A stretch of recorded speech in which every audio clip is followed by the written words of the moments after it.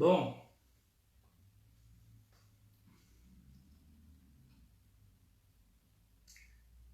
coucou, re, oui.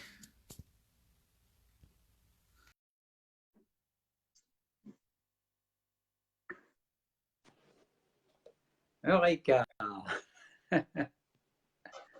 Monsieur Bérou, bonsoir.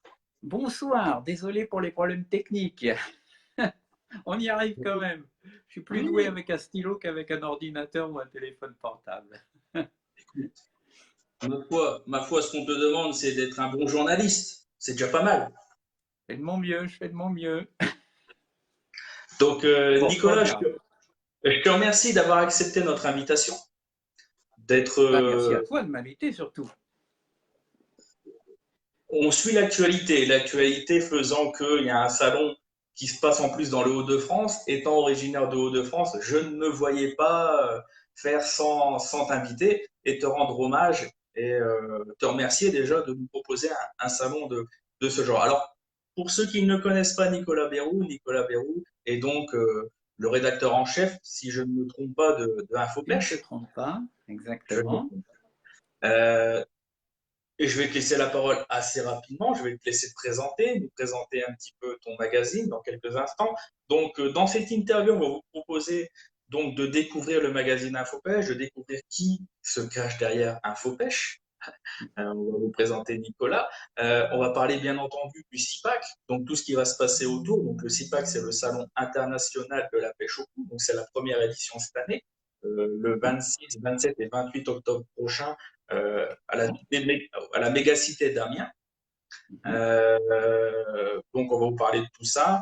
On parlera aussi de l'actualité du feeder. Hein. Nicolas nous donnera son œil de spectateur aussi de journaliste et d'expert en la matière. Il nous expliquera un petit peu son point de vue là-dessus. Hein. Il nous donnera un petit peu son opinion. Et puis voilà. Donc ça se passera en trois parties. Donc là, on va commencer la première partie avec Nicolas. Donc Nicolas, bah, présente-toi, présente-nous ton magazine. Bien, alors effectivement, donc je suis rédacteur en chef d'InfoPêche. Alors InfoPêche, en fait, il faut savoir que c'est le petit, on va dire, de Déclic Pêche. Hein. Tout a commencé avec Déclic Pêche en 1998, donc exactement 20 ans. Ça a été le premier magazine spécialisé dans la pêche au cou. Avant, il y avait quelques magazines spécialisés pour la carpe, pour la mouche, pour la mer, pas encore pour le carnassier. Enfin, ça commençait, mais il n'y avait rien du tout pour la pêche au cou. Enfin, les pêches au cou. Hein. J'aime bien parler des pêches au cou, puisqu'il faut parler de la grande canne, de feeder, de la bolognaise, de l'anglaise, etc.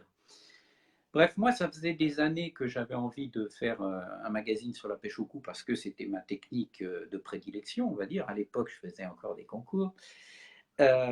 Et j'étais au sein d'un groupe de presse assez important dans lequel j'avais débuté, où il y avait la pêche et les poissons. J'ai commencé à la pêche et les poissons. Et j'essayais de les convaincre du bien fondé de mon idée de faire un magazine spécialisé sur la pêche au cou. Mais déjà à l'époque, on considérait que la pêche au cou, c'était une technique un petit peu désuète, qui était plus à la mode, que l'avenir, c'était la pêche de la carpe en batterie ou encore plus la pêche des carnassiers. Donc je me suis bagarré, et puis finalement, je n'ai jamais réussi à convaincre mes dirigeants. Donc, j'ai décidé de partir pour créer Déclic Pêche. Alors, à l'époque, je l'ai fait au sein d'une structure qui avait un magazine qui s'appelait Le Canard du Pêcheur. Les plus anciens s'en souviendront sans doute, ça n'existe plus. Mais c'était un petit magazine qui parlait de toutes les pêches et on s'est associé pour faire un magazine spécialisé dans la pêche au cou. Donc, Déclic Pêche est né à cette époque, donc 98. Et honnêtement, ça a été un succès immédiat. Dès les tout premiers numéros, on a vendu beaucoup d'exemplaires et on a continué à progresser. Déclic Pêche est devenu un magazine très très important. On l'a ouvert aussi parce que ça a toujours été ce que j'ai voulu faire dans les magazines dont j'ai eu la charge. On a voulu s'ouvrir sur les pêcheurs étrangers, sur les techniques de pêche à l'étranger, que ce soit les Italiens, évidemment, les Anglais, mais aussi les Hollandais, avec des articles avec Jan van Schendel, que tous les pêcheurs au feeder connaissent bien, les pêcheurs hongrois aussi. Donc on a essayé de faire un magazine un petit peu européen, parce que la pêche au cou est une technique européenne, hein. Il n'y a qu'à voir les équipes présentes au championnat du monde, c'est quasiment que des équipes européennes. Mais avec des stratégies, des techniques très très différentes. Donc je me suis toujours dit, on a beaucoup à apprendre des pays étrangers. À l'époque, les Français avaient un petit complexe de supériorité, on va dire, parce que c'est vrai que dans les années 80, 70-80, les Français remportaient quasiment toutes les épreuves mondiales. Ensuite, la bagarre s'est déroulée un petit peu entre les Anglais, les Italiens, les Français, jusque on va dire, le basculement s'est fait aux années 2000. En 2000, les Hongrois ont eu leur première médaille à un championnat du monde. Et donc, ça a commencé à basculer. Donc, c'est tombé exactement en même temps, on va dire, que les débuts de Déclic Pêche. Donc, on est allé piocher un petit peu dans tous les pays autour de la France pour essayer d'apporter des techniques nouvelles, d'autant que c'est l'époque aussi du développement de la coupelle et du feeder. Le feeder qu'on a poussé au travers des articles de David Ewing, que sûrement beaucoup de lecteurs connaissent et apprécient, c'est un ami de très longue date, notre Écossais national, et puis Jan Van Schendel, que j'ai rencontré sur des championnats du monde de pêche au cou à l'époque, mais que je connaissais depuis longtemps parce qu'il pêchait beaucoup en Angleterre, il était ami avec Bob Nudd, etc. Et donc, on avait développé vraiment une amitié profonde. Donc, j'allais régulièrement aux Pays-Bas et on a décidé de faire des articles spécifiques sur le feeder avec lui, même s'il pêche absolument toutes les techniques. Mais voilà, donc on a poussé le feeder en fait au travers principalement des articles de David Ewing et de Jan Van Schendel. Et on a senti, je dirais, un début d'intérêt, parce que ça faisait très longtemps qu'on parlait du feeder. Moi, je me souviens, lecteur dans les années, fin des années 70, début des années 80, des articles de Daniel Maury ou autres, qui parlaient déjà de la pêche au swing tip, etc. Mais en France, ça balbutiait, ça restait toujours assez marginal. Il y avait peu de pêcheurs au feeder, on va dire, enfin au keever. Et puis, on va dire que c'est vers 2004-2005 qu'on a commencé à sentir un frémissement en France. Les gens ont commencé à vraiment s'y intéresser.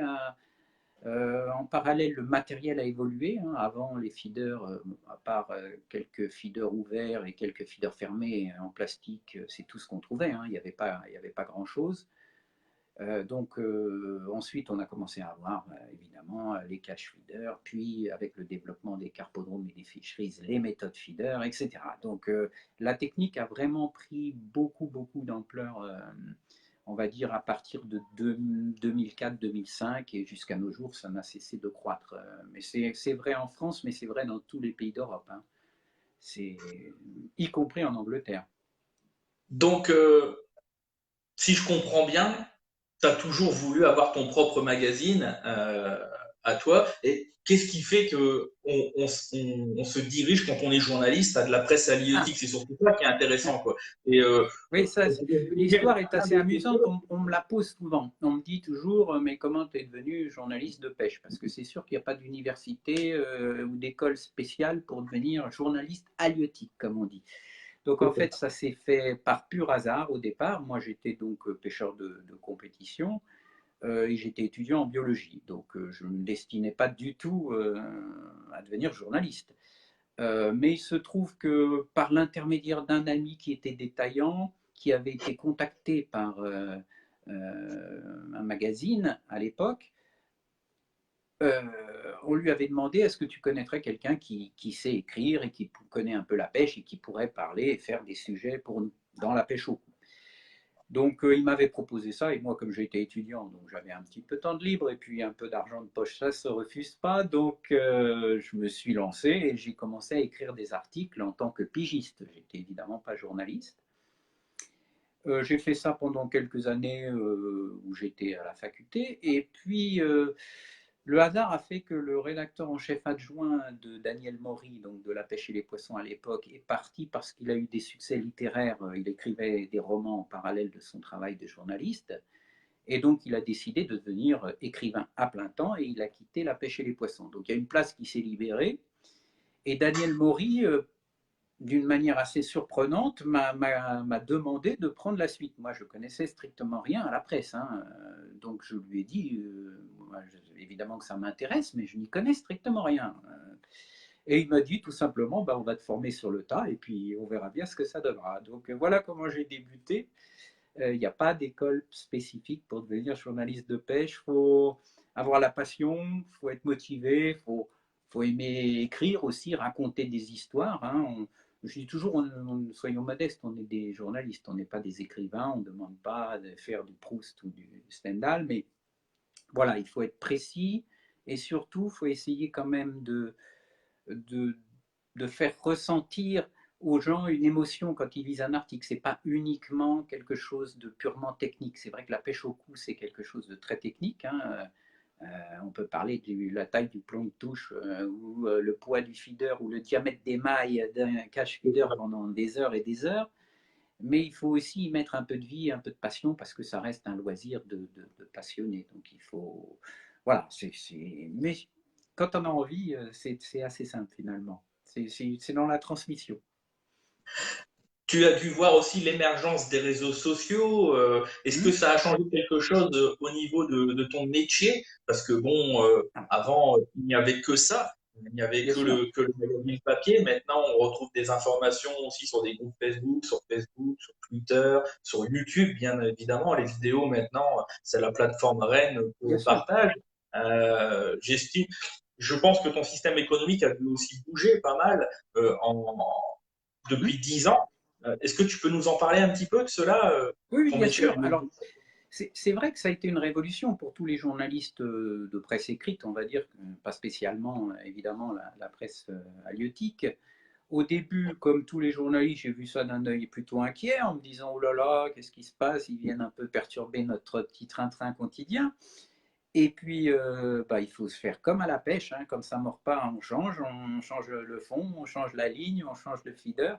Donc, il faut changer sa façon de faire un magazine, tout simplement.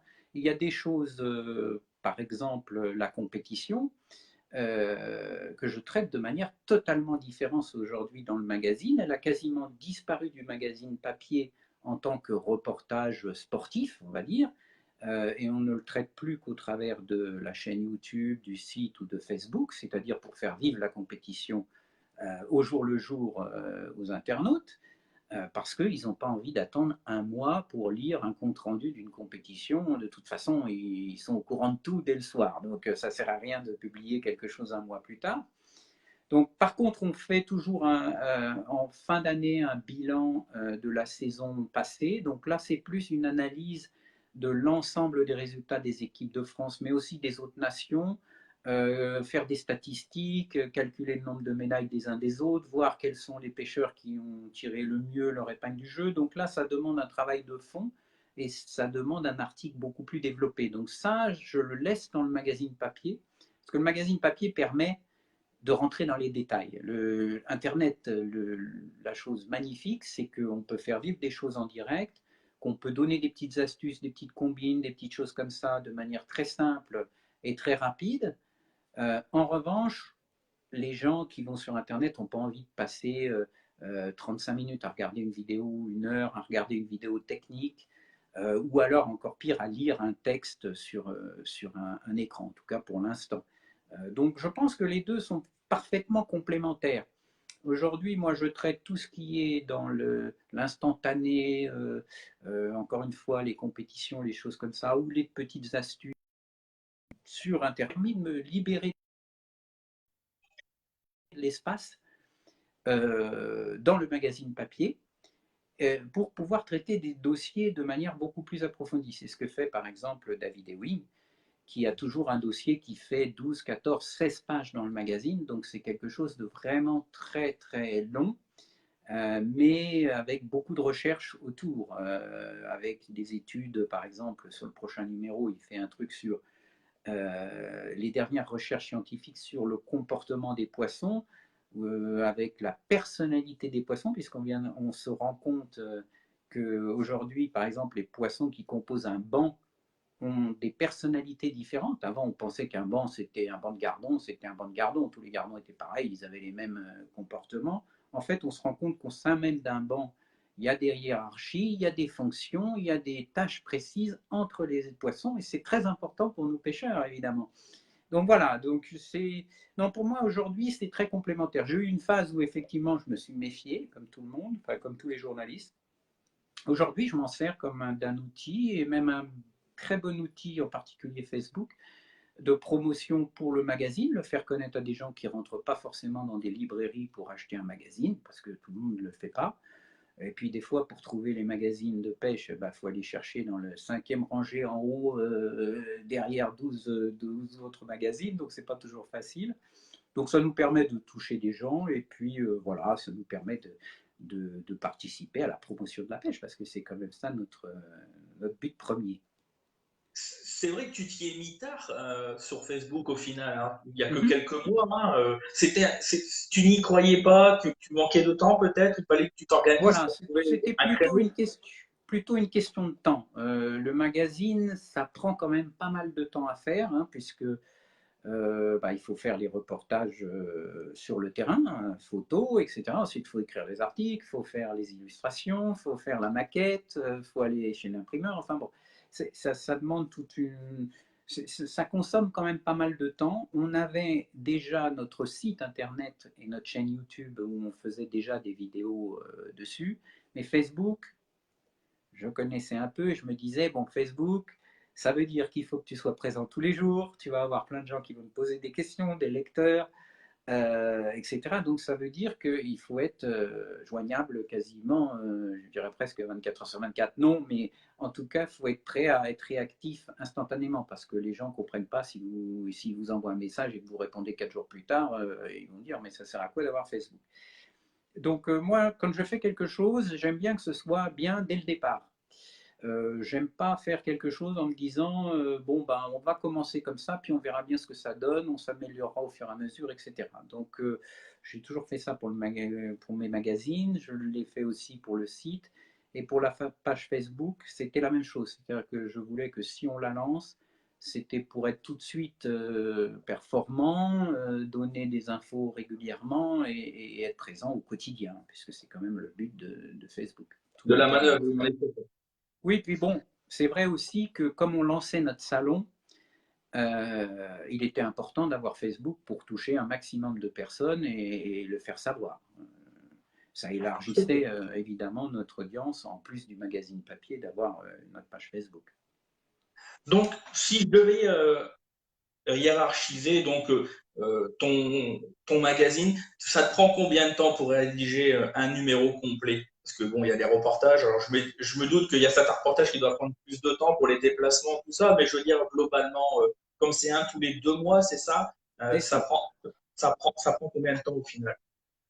C'est difficile à dire comme ça, mais je dirais un mois et une semaine à peu près. Hein, parce qu'il faut déjà composer le magazine. Le travail du rédacteur en chef, principalement, c'est d'essayer de faire un magazine qui intéresse le plus grand nombre. Bon, alors le problème de la pêche, c'est qu'il y a des lecteurs qui sont débutants et qui achètent donc un magazine parce qu'ils veulent apprendre, ils connaissent rien. Moi-même, j'ai commencé la pêche en lisant des magazines à l'époque. Et puis, vous avez dans le même temps des lecteurs qui vous suivent depuis des fois 10 ans, 15 ans, 20 ans, et qui ont donc lu beaucoup d'articles et qui recherchent dans le magazine les choses les plus pointues, les petites astuces du grand champion de tel pays, etc. Donc, il faut trouver la bonne balance. Parce que si vous. La tendance est toujours d'aller vers de plus en plus haut, d'être de plus en plus technique, mais là, vous risquez de perdre tous les gens qui arrivent, qui ont besoin, par exemple, de. Moi, je vois bien, j'ai toujours des questions qui reviennent sur le sondage. Pour ce qui est du Kiver, c'est quoi un sion de 1,11 et un 2,11, etc. Donc, vous êtes obligé de toujours traiter ce type de questions sans décourager ceux qui, évidemment, lisent depuis 15 ans et qui, eux, bon, bah, merci, un sion de 1,11 et 2,11, je sais ce que c'est, donc pourquoi il me réécrit sur ce sujet. Donc il faut essayer de trouver cette balance, c'est toute la difficulté du travail du rédacteur en chef. Il faut aussi, puisque c'est un magazine des pêches au cou, eh ben, composer avec ceux qui pêchent au feeder, mais il y a ceux qui pêchent qu'en carpodrome, et puis il y a ceux qui pêchent que le gardon a déboîté, et puis il y a les adeptes de l'anglaise. Donc si vous mettez trop de feeders, vous avez ceux qui pêchent à la grande canne, la carpe, qui disent ouais, vous nous cassez les pieds avec votre feeder, etc. Donc c'est la première étape dans la construction d'un magazine, c'est d'abord de faire ce qu'on appelle le chemin de fer, parce que c'est des petits wagons, on va dire, chaque article correspond à un petit wagon. D'essayer de faire un chemin de fer qui soit accessible au plus grand nombre et qui couvre l'ensemble des techniques de pêche au cou. Donc ça, c'est pas facile parce qu'évidemment, on a un nombre de pages limité. Donc on fait des 100 pages désormais avec InfoPêche. Et puis, il y a toute une partie matérielle aussi qui consomme pas mal de pages. Donc, honnêtement, j'aurais 200 pages, ça ne me dérangerait pas, je trouverais les sujets pour le faire, parce que la pêche au cou, c'est sûrement... Enfin, les pêches au cou, c'est sûrement là où c'est le plus facile. Je dis toujours que c'est le magazine le plus facile et en même temps le plus difficile à faire. C'est le plus facile parce que des sujets, il y en a des milliers. Encore une fois, il y a tellement de techniques différentes, d'espèces de poissons différentes qu'on peut pêcher, d'appâts différents, etc., que c'est inépuisable. Par contre, c'est le plus difficile parce qu'il faut les connaissances. Acquérir les connaissances dans toutes les techniques de pêche et pouvoir intéresser donc les pêcheurs qui sont déjà pointus, souvent compétiteurs et qui lisent des magazines depuis 15 ans, ça veut dire qu'il faut avoir le niveau. Si vous écrivez toujours sur la pêche du gardon au chènevis comme il y a 25 ans, forcément, ça ne va pas le faire. Donc voilà, c'est pour ça il faut sans cesse se remettre en cause et puis ben, voilà, s'intéresser un peu à tout ce qui se fait en France et à l'étranger. Donc, et Nicolas Bérou, il apprécie quelle pêche, lui particulièrement dans toutes les pêches au cou? Il est Ouh plutôt là une là. pêche avec une lignée ou plutôt une pêche à la canne à cou alors? Bon, alors la pêche, les pêches au cou, ce sont mes préférés, mais il faut savoir que dans ma vie, j'ai pêché absolument tout, y compris à la mouche ou les pêches exotiques, etc. Donc j'apprécie, moi, dès que j'ai une canne à pêche entre les mains et un poisson au bout de la ligne, ça me va. Peu importe l'espèce. Je ne fais pas de hiérarchie, je ne dis pas qu'il y a des poissons nobles, des poissons pas nobles, tout ça, ça m'énerve. Donc, dans le domaine des pêches au cou, je dirais que je suis un peu comme beaucoup de pêcheurs, j'ai des périodes. Je ne me fixe pas, je ne suis pas exclusivement pêcheur au feeder ou exclusivement pêcheur à la grande canne.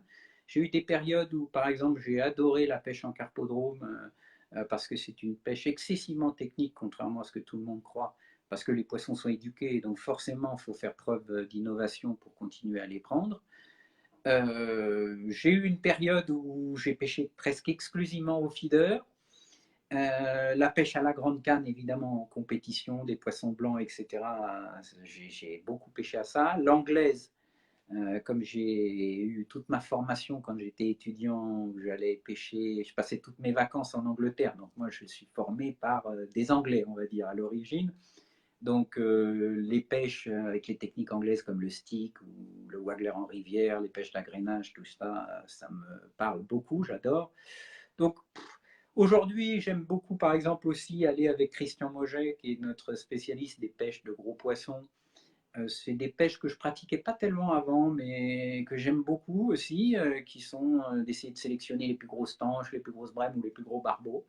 C'est une technique auquel je crois beaucoup en France parce on a toutes les eaux pour ça. On a les gros barbeaux, on a les grosses tanches, les grosses brèmes, mais pour l'instant, il y a très peu de pêcheurs intéressés par ces techniques. Mais c'est pour ça que je veux absolument consacrer un article dans chaque numéro sur ces techniques pour essayer aussi bah voilà, de faire évoluer les pêcheurs français. On l'a fait sur d'autres techniques, en particulier le feeder. Et je pense que dans les 10 prochaines années, il y aura des générations de pêcheurs, on va dire, de spécimens dans le domaine des poissons blancs classiques. Donc D'accord. voilà, donc j'ai pas de. Aujourd'hui, Oui, tu j'ai pas pêches. de pêche vraiment où je me dis je veux absolument pêcher qu'à ça. Non, non, j'aime la diversité. Alors, une dernière question, parce que c'est un sujet qui est revenu ici sur le groupe, hein, au niveau de Oui, la neutralité. Quand on est journaliste dans le oui. milieu halieutique, est-ce qu'on arrive à être neutre à 100% tout le temps? Moi, en tout cas, je le suis. Ça m'a posé des fois des problèmes, en particulier dans les tests matériels. J'imagine qu'on parle de la neutralité vis-à-vis des marques, parce que Oui, c'est toujours un peu le reproche, entre guillemets, qu'on peut faire aux journalistes, c'est de dire, ah bah oui, mais lui, il passe de la pub, donc forcément, tu vas dire que ses produits sont bons. Alors là, c'est hors de question, ça, je ne l'ai jamais fait, je ne le ferai jamais. D'abord parce que c'est pas productif d'un point de vue purement rationnel. Si vous commencez à dire du bien uniquement parce que vous avez des annonceurs, le lecteur il est quand même pas stupide, il va s'en rendre compte. Donc vous perdez des lecteurs. Si vous perdez des lecteurs, eh ben, l'intérêt pour les annonceurs de passer dans votre magazine est moindre. Et c'est un cercle vicieux. Vous perdez des annonceurs, vous perdez des lecteurs. Donc d'un point de vue purement mathématique, ça vaut pas le coup d'être comme ça. Et puis de toute façon, je ne l'ai jamais été. Alors j'ai eu pas mal d'histoires avec certains fabricants qui n'ont pas accepté, quand en particulier on faisait des tests comparatifs de grandes cannes ou de matériel, qu'il y en ait qui soient bien classés et d'autres moins bien classés. Et des fois, ceux qui étaient mieux classés passaient un budget de publicité moins important que ceux qui étaient moins bien classés. Donc forcément, j'avais des coups de fil assez virulents de la part de certains fabricants. Mais voilà, je leur expliquais toujours la même chose. L'important, s'ils passent de la publicité dans le magazine, c'est parce qu'ils pensent que le magazine est suivi par ses lecteurs. Et pour qu'il soit suivi, il faut que les gens aient confiance dans ce qu'on écrit. S'il y a un doute sur l'impartialité de l'auteur, forcément, les gens ne vont pas suivre. Quand je vais dire cette canne est bonne, ils vont me dire bon, bon lui, de toute façon, il est acheté par un tel ou un tel. Donc, pourquoi j'irais acheter la canne qui me dit qu'elle est bien. Il ne va pas me croire. Si par contre je suis effectivement indépendant et que les gens le sentent et le voient, forcément ils vont être influencés dans leurs achats, ils vont dire bah tiens, lui il a l'air de trouver cette canne plutôt bien, je vais l'essayer ou je vais l'acheter. Donc même pour les annonceurs, ça aura un impact plus grand. Voilà, donc moi j'ai toujours eu cette politique.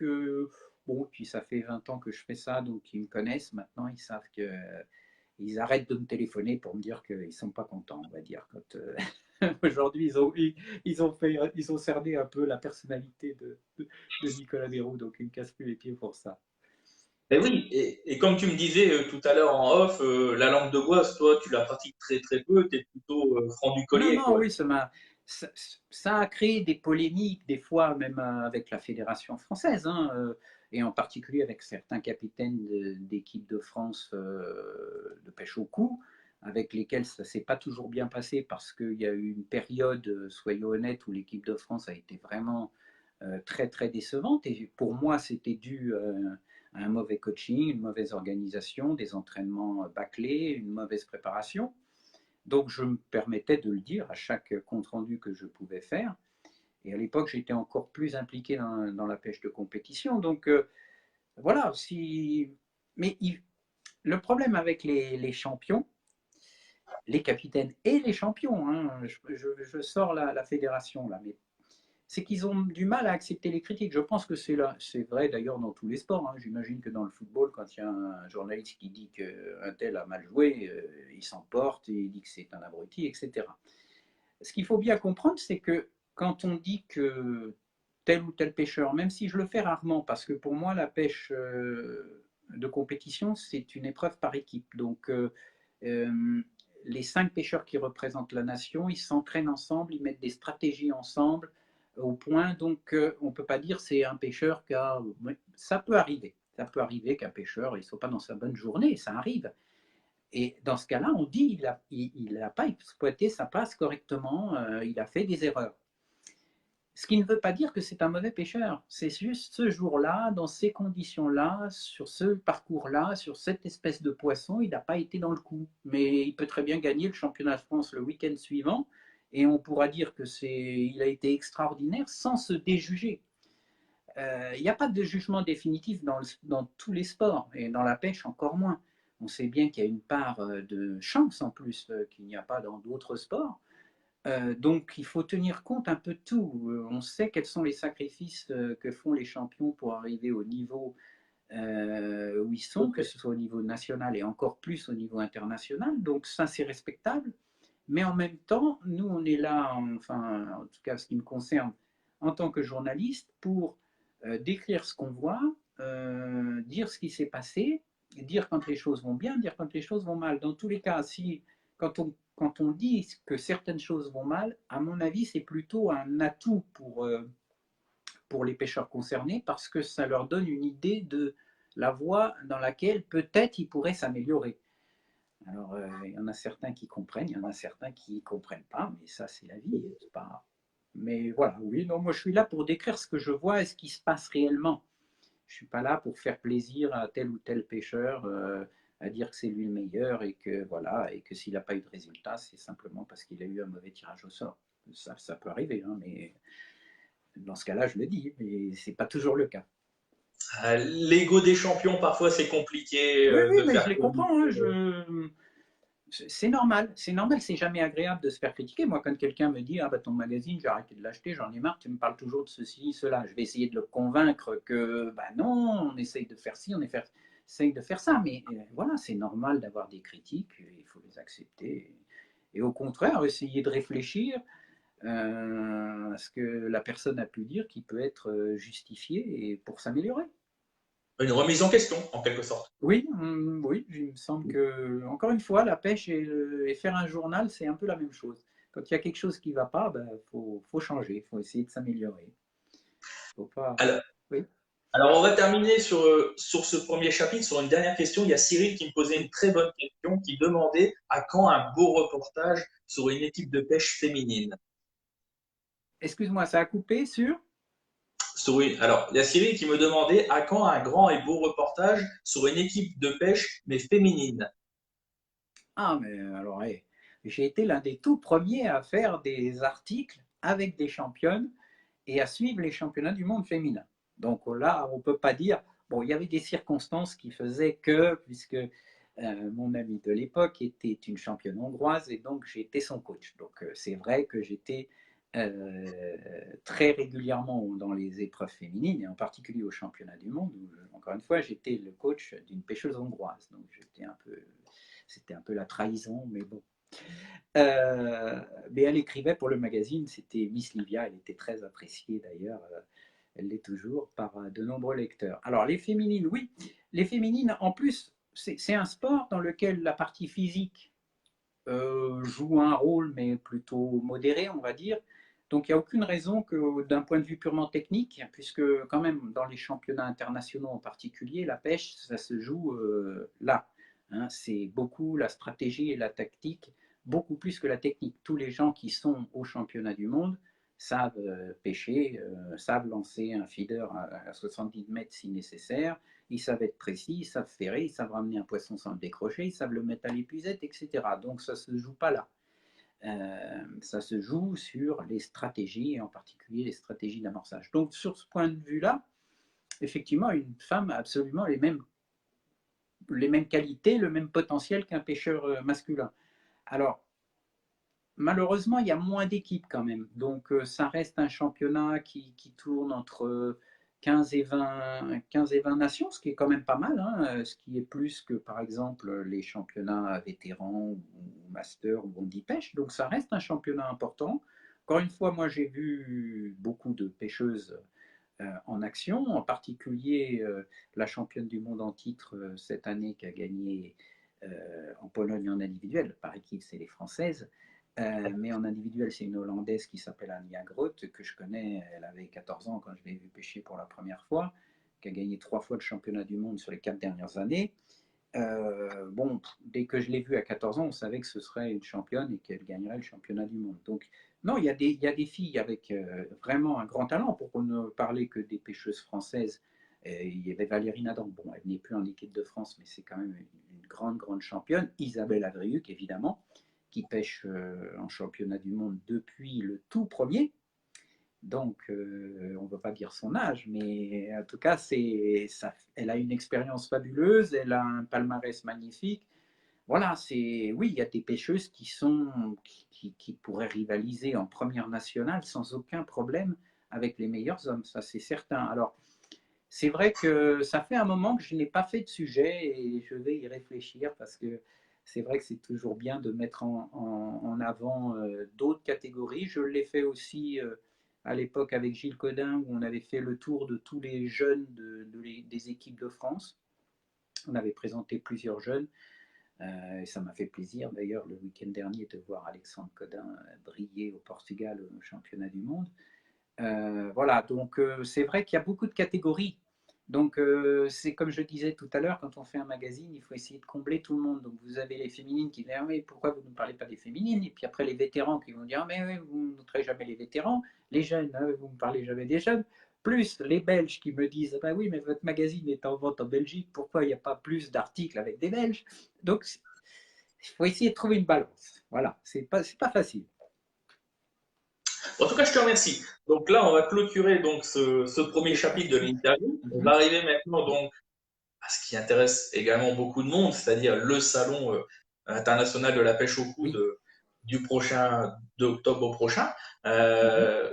Donc, tu m'expliquais tout à l'heure en off que ça faisait longtemps que tu avais dans l'esprit de créer un salon de la pêche au coude. Donc, explique-nous un petit peu l'histoire de ce salon. Depuis combien de temps ça trotte dans ton esprit? Ouh là là, alors là, c'est même à l'époque de Déclic Pêche, donc c'est assez vieux, j'avais déjà eu cette idée. En fait, on va dire que l'idée d'origine, elle doit venir d'une compétition qu'on organisait à l'époque, qui avait énormément de succès, qui s'appelait l'Open Déclic. C'était une compétition où il y avait des pêcheurs invités, des pêcheurs qualifiés, et autour de cette compétition, il y avait des sponsors, donc des marques qui s'associaient au magazine pour promouvoir l'événement. Et sur le parcours de la compétition, il y avait des tentes avec du matériel en exposition. Et je me suis rendu compte que les gens qui venaient voir la compétition passaient aussi beaucoup de temps à regarder le matériel et ben, ils se plaignaient qu'ils ne le voyaient pas souvent et que le détaillant à côté de chez eux, il n'avait pas telle ou telle marque et donc ils ne pouvaient pas voir tout le matériel, etc. Donc déjà à l'époque, je dirais il y a une bonne dizaine d'années, j'avais eu cette idée. Mais organiser un salon, d'abord, c'est pas mon métier. C'est à peu près faire un magazine, mais organiser un salon, je n'y connais strictement rien. Donc, comme je le disais tout à l'heure, quand je fais quelque chose, je veux que ce soit bien tout de suite. Parce que souvent, il n'y a pas de seconde chance. Si le magazine il n'est pas bien au départ, bah, les gens ils l'achètent une fois et puis après ils le mettent à la poubelle et puis ils disent tant pis, on l'oublie lui. Donc, un salon, c'est pareil. On ne peut pas se permettre de faire un salon pas terrible dans un hangar au fin fond de je ne sais pas où. Donc, je voulais que le premier salon soit tout de suite un salon international, c'est le nom. Ça veut dire que, évidemment, il y a toutes les marques françaises, mais enfin, le maximum de marques françaises. Et aussi, je voulais, comme pour le magazine, avoir des étrangers qui présentent du matériel que les Français n'ont pas l'habitude de voir. Donc tout ça, ça demande quand même beaucoup d'organisation. Alors la partie, on va dire, contact avec les fabricants, moi je l'ai puisque je l'ai régulièrement toute l'année. Donc ça c'était plutôt mon domaine. Mais organiser un salon, ça demande d'autres qualités que je n'ai pas. C'est-à-dire, évidemment, déjà avoir des locaux digne de ce nom, des halls d'exposition, et puis du personnel qui sache organiser un salon avec la sécurité, la billetterie, les assurances, enfin bon, la restauration, tout ça, ça demande quand même beaucoup de travail. Donc, en fait, on a organisé ce salon en partenariat avec Mégacité. Alors, si j'ai choisi Amiens, il y a plusieurs raisons. Je parlais de l'Open Déclic avant. On a fait une finale de l'Open Déclic justement à Amiens, donc dans un bassin qui est juste à côté d'ailleurs du hall des expositions, qui s'appelle le bassin de la Haute-Oie, et donc on avait pu déjà vérifier que bah, il y avait une structure moderne, vraiment c'est un centre d'exposition très moderne avec tout ce qu'il faut. La ville d'Amiens est une ville très ouverte à la pêche, très dynamique. La Fédération de la Somme, la Picardie en général, et supporte tous les projets sur la pêche. Donc c'était important que la mairie d'Amiens et que le département soient à nos côtés, que la fédération évidemment de pêche soit partenaire, que les sections concours aussi, puisqu'on va organiser une compétition pendant le salon, soient aussi d'attaque. Et puis plus largement, les Hauts-de-France, ça reste ben voilà, la région numéro un pour la pêche au cou.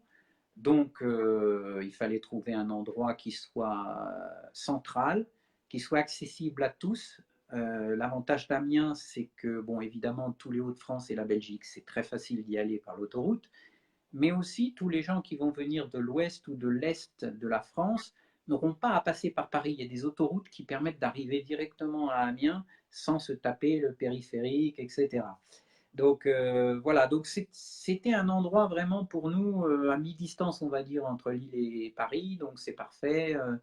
Voilà, et je savais qu'on pouvait compter sur la ville, le département et les associations de pêche locales ou départementales. C'était très important parce que, encore une fois, c'est pas quelque chose que nous, on peut monter comme ça en claquant des doigts. Nous, on peut faire venir des fabricants, les convaincre. Honnêtement, ça a été peut-être presque un peu plus simple que ce que je pensais. Je suis vraiment très content que toutes les grandes marques ont quasiment dit oui tout de suite. On a commencé à leur en parler l'année dernière pour qu'ils aient le temps de se préparer. Donc on aura évidemment toutes les grandes marques, les Sensas, Garbolino, Rive, Preston, Browning, Milo, Maver, Colmic, etc. Et puis on aura aussi des petites marques, enfin petites, en tout cas dans On connaît notre un peu moins. pays, voilà, et qui permettront aux visiteurs de voir des choses, encore une fois, qu'ils ne connaissent pas forcément. On a par exemple une marque, j'en ai parlé dans le dernier numéro, qui s'appelle Free Spirit, qui est une marque anglaise, qui fabrique des cannes absolument magnifiques pour le feeder. Absolument magnifiques. J'ai découvert ça il y a 2 ans en allant en Angleterre pêcher avec David Ewing. Et il utilise beaucoup ces cannes-là. Alors elles ne sont pas données, mais c'est vraiment des petits bijoux. Donc voilà, ça fait partie des marques que les gens vont découvrir. Et puis, on a ouvert aussi le salon à la vente. Ah, Euh, donc il y Ça, aura des c'est un ventes. événement.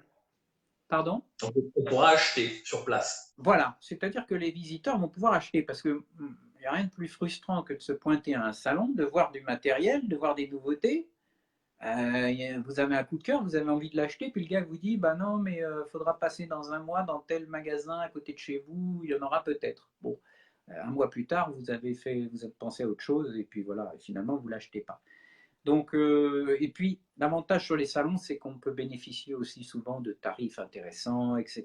Donc, pour moi, c'était important. Donc, il y a beaucoup de détaillants, que ce soit des détaillants physiques ou des boutiques spécialisées de vente en ligne qui seront présentes et qui présenteront leurs produits. Beaucoup aussi de fabricants d'appâts. Il y a pas mal de gens qui fabriquent maintenant des pelets, des amorces, des pâtes pour la carpe, etc. Donc il y en aura pas mal qui seront présents, qui pourront expliquer leurs produits. C'est pas forcément facile. Quelqu'un comme Maxime Fender, par exemple, qui a lancé sa société pour faire des pâtes très intéressantes pour la pêche de la carpe, il a besoin de l'expliquer. Parce que lui, c'est des produits qu'il a fabriqués, il les connaît intimement, donc il sait exactement pourquoi il a fait ça, pourquoi il a fait ça. Donc c'est important pour lui de dialoguer en direct avec ses futurs clients. Voilà, donc il y aura tout ça. Oui, parce que tu voulais bien sûr bien avoir les grandes marques parce que c'est important de les réunir sur ce type de salon-là parce que c'est ce qui fait Ah oui, attirer oui, les gens. Hein. bien sûr. Mais Et eux également qui aussi sont quand même. des petites marques comme bah, tout à l'heure on en parlait, c'est Maloussiol, c'est Macan, c'est ça, C'est délicieux. c'est un magasin, c'est une enseigne qui fait c'est un petit artisan qui fait ses cannes anglaises, silures et de carpe Carpe aussi, ouais. à main, quoi. Il fait de l'assemblage à main et je trouve ça franchement très passionnant, quoi. C'est Voilà. génial, quoi. Bah, c'est intéressant à la fois pour lui parce qu'il va d'un seul coup se retrouver face à un public important parce que quand on débute sur Internet, on fait son petit site, etc. Mais on n'a pas tout de suite une audience importante. Donc effectivement, de se retrouver sur un salon comme ça, il va se retrouver avec des milliers de clients potentiels, en tout cas, après à lui à les convaincre. Mais c'est vrai que c'est intéressant aussi pour les visiteurs de voir quelqu'un qui fait de la canne sur mesure. Voilà, vous lui demandez, je veux mon anneau à tel endroit, il vous le ligature exactement là où il faut. Vous voulez que votre canne soit signée, personnalisée, vous pouvez. La longueur de la poignée, vous pouvez la choisir, liège ou autre chose, il vous le fait. Enfin bon, voilà, c'est des. Oui, oui, ce sont des gens qu'on ne voit pas habituellement dans les magasins. Donc moi, c'est ça que je voulais aussi. Je voulais que les gens qui viennent, ils en prennent un peu plein les yeux, qui découvrent les nouveautés des grandes marques, puisqu'on a choisi cette date de fin octobre à dessein. C'est-à-dire que moi, quand j'ai parlé avec les grandes marques, je leur ai dit, on va choisir cette date pour que vous ayez en présentation toutes les nouveautés 2019. Soyez prêts. Bah oui. Me dit, voilà. Donc, ils ont eu 1 an et demi pour se préparer, hein, puisque ça fait à peu près 1 an et demi qu'on organise le salon. Et voilà, toutes les grandes marques auront les nouveautés 2019 et ce sera vraiment la première fois qu'ils les présenteront. Donc les gens qui viendront, ils vont découvrir vraiment des nouveautés sur tous les stands. Il n'y aura pas des vieux nanards d'il y a 3 ans. Donc là, on dit bien les nouveautés 2019, elles sont peut-être pas forcément en vente parce que ça sera de la présentation, Pas ou même toutes. là, pas En toutes. D'accord. particulier pour les grandes cannes au cou, compétition, c'est peu probable qu'elles soient en vente sur le salon. Mais au moins, les pêcheurs pourront les prendre en main. Parce que, évidemment, quand c'est des cannes avec un certain prix, un détaillant, il ne va pas s'amuser à avoir ça en stock chez lui de toutes les marques. Et il se retrouverait avec un stock qui représente beaucoup trop d'argent à bloquer. Donc, en général, les fabricants, les détaillants, ils ont une ou deux marques avec lesquelles ils travaillent. Voilà, ils les présentent, etc. Mais le client, il ne peut pas comparer. L'avantage du salon, c'est que même si la canne, il ne pourra pas l'acheter là directement, en tout cas, encore une fois, pour les grandes cannes, il pourra comparer la Garbolino avec la Colmic, la Milo avec la Maver avec la Rive, etc. Et partir avec une idée plus précise de l'investissement qu'il fera peut-être 2 ou 3 mois plus tard. D'accord. Voilà. Okay. Ce qui est déjà pas mal. Tu sais nous dire à peu près combien tu auras de stands? Là, il y en a une cinquantaine, mais je vois que tous les C'est ça. jours, tu annonces, un nouveau stand de fait. Donc, on peut dire quoi? 50, peut-être 60, peut-être Je, un peu plus? oui, je dirais entre 50 et 60 exposants, marques en tout cas, avec, oui, avec, on va dire, il y a quasiment tout ce qui se fait dans la pêche au cou qui sera là. De tête, je cherche, je ne vois pas vraiment de marque qui ne sera pas là. Peut-être Vandenheide, on est toujours en discussion parce qu'ils ne sont pas tellement distribués en France aujourd'hui. Donc, ils voudraient venir, mais ils n'ont pas vraiment de distributeur, donc ils hésitent. Voilà, sinon toutes les autres marques seront là. On aura des marques, encore une fois, françaises, étrangères. Il y a Kralusso, il y a Nisa pour le feeder, voilà, Ringers qui sera en vente, etc. Donc voilà, non, il y aura, je pense qu'il y a à peu près toutes les marques qu'on peut imaginer. Alors après, il y a des plus petites structures qui sont effectivement en train de se décider parce que pour eux, c'est un investissement. C'est ce que je te disais tout à l'heure. Il faut qu'ils se déplacent, il faut que, voilà, il y a de l'hôtellerie, il y a un stand à aménager, il faut faire un peu de décoration, etc. Donc, forcément, ils hésitent un peu. C'est toujours un investissement au départ. Mais bon, comme ils peuvent vendre, si, si la fréquentation est importante, ce que j'espère, ce que je crois, je pense qu'ils rentreront dans leurs frais sans problème. En tout cas, nous, Oui. on a fait un effort au niveau des prix des stands. On ne les a pas fait très chers parce que je voulais surtout qu'il y ait du monde. C'est fait c'est fait pour la promotion de la pêche au cou. Ça nous manque. On avait des stands, des salons sur toutes les techniques et la pêche au cou, il n'y avait rien. Encore une fois, c'était comme les magazines. Donc voilà. Alors là, j'ai une ribambelle de questions qui me demandent. Alors, je vais te les poser dans la Ah, foulée. MS Range, Alors, j'y ai pas. C'est vrai, alors là, j'en vois juste là. Tubertini. Ah, Tubertini, mais c'est toujours en discussion parce que ils sont souvent associés avec Vandenheide. Donc Tubertini, Vandenheide, je suis encore en relation à la fois avec Dario pour l'Italie et Andrew qui s'occupe de la marque Vandenheide. Donc s'ils viennent, ils viendront sûrement tous les deux. Mais Ah pour ben, je l'instant, croise les doigts, alors. c'est en suspens. Oui, oui, je croise les doigts parce que c'est vrai que Tubertini, en plus, c'est une marque qui se relance en France. Donc, je pense que ce serait une bonne occasion pour eux voilà, de se faire connaître à nouveau parce qu'ils ont eu une longue période pendant laquelle ils n'étaient pas là. Quoi. On me demande Drenan à Maurice Rala, je suppose. Ah, alors, Drenan, c'est un cas particulier. Je connais très bien la famille Drenan. Peter et Sal Drennan, je les connais vraiment très très bien. Je suis même allé pêcher souvent avec Peter Drennan. Peter Drennan a une politique, il ne fait aucun salon. Ouais. Voilà. C'est-à-dire qu'il n'a pas de stand Drennan. En revanche, il y aura évidemment le matériel Drennan en vente sur des boutiques qui seront sur le salon. Donc, il y aura le matériel Drennan en vente. En revanche, il n'y aura pas de stand de présentation, on va dire, Drennan avec on aurait pu espérer, par exemple, puisque Alan Scotton va venir, qu'il soit sur le stand, etc. Enfin, il sera sur le salon. au moins ce sera ça, on le prendra sur notre stand Info Pêche à la place, c'est pas plus mal. Mais c'est vrai que Drenan ne fait aucun salon, y compris en Angleterre. Moi, je suis allé l'année dernière au Big One, qui est le plus grand salon en Angleterre. Il n'y a pas de stand de Drenan. Donc Drenan n'a jamais de stand sur les salons. C'est leur politique. Et ils Mais il y aura communiquent très peu. encore une fois, il y aura du Drenan à vendre. Hein, donc ils seront là, il y aura des produits Drenan. Oui, par exemple, sur le stand de Philippe Nigon, de l'énergie Oui, pêche, par exemple. oui. Bah, Philippe va avoir pas mal de marques étrangères en particulier. C'est lui qui va faire Kralusso. Donc, bon, il a des accointances particulières comme moi avec la Hongrie, sauf qu'il parle beaucoup mieux que moi le hongrois. Donc, il aura la marque Kralusso, il aura d'autres marques, une marque polonaise et une autre marque hongroise. Donc, il aura un stand relativement important sur lequel il y aura de la vente, mais il y aura aussi de la présentation de marques que les gens ne connaissent pas très bien, comme Nevis D'accord, par exemple. ok. On me demandait, Frenzy, éventuellement, si tu... Renzi sera là, oui, oui. Avec un consultant français, parce que je suis allé à Courtrai, il parlait Je pas ne sais français. pas. Honnêtement, je ne pense pas. Je ne sais pas. C'est un des gros problèmes pour convaincre les étrangers de venir sur un salon en France. Ils ont peur, évidemment, de la barrière de la langue. Donc à chaque fois, il faut essayer de composer et leur proposer soit des spécialistes qui utilisent leur matériel et qui peuvent présenter leur matériel sur un stand, soit de s'associer avec une boutique, comme Kralusso par exemple. Kralusso, c'est une marque hongroise. Bon, bah, le patron, Carole, il ne parle pas un traître mot de français, donc il m'a dit, mais moi je veux venir, je veux présenter mon matériel, parce que Kralusso a du succès en France, mais je ne parle pas français, donc qu'est-ce que je vais faire?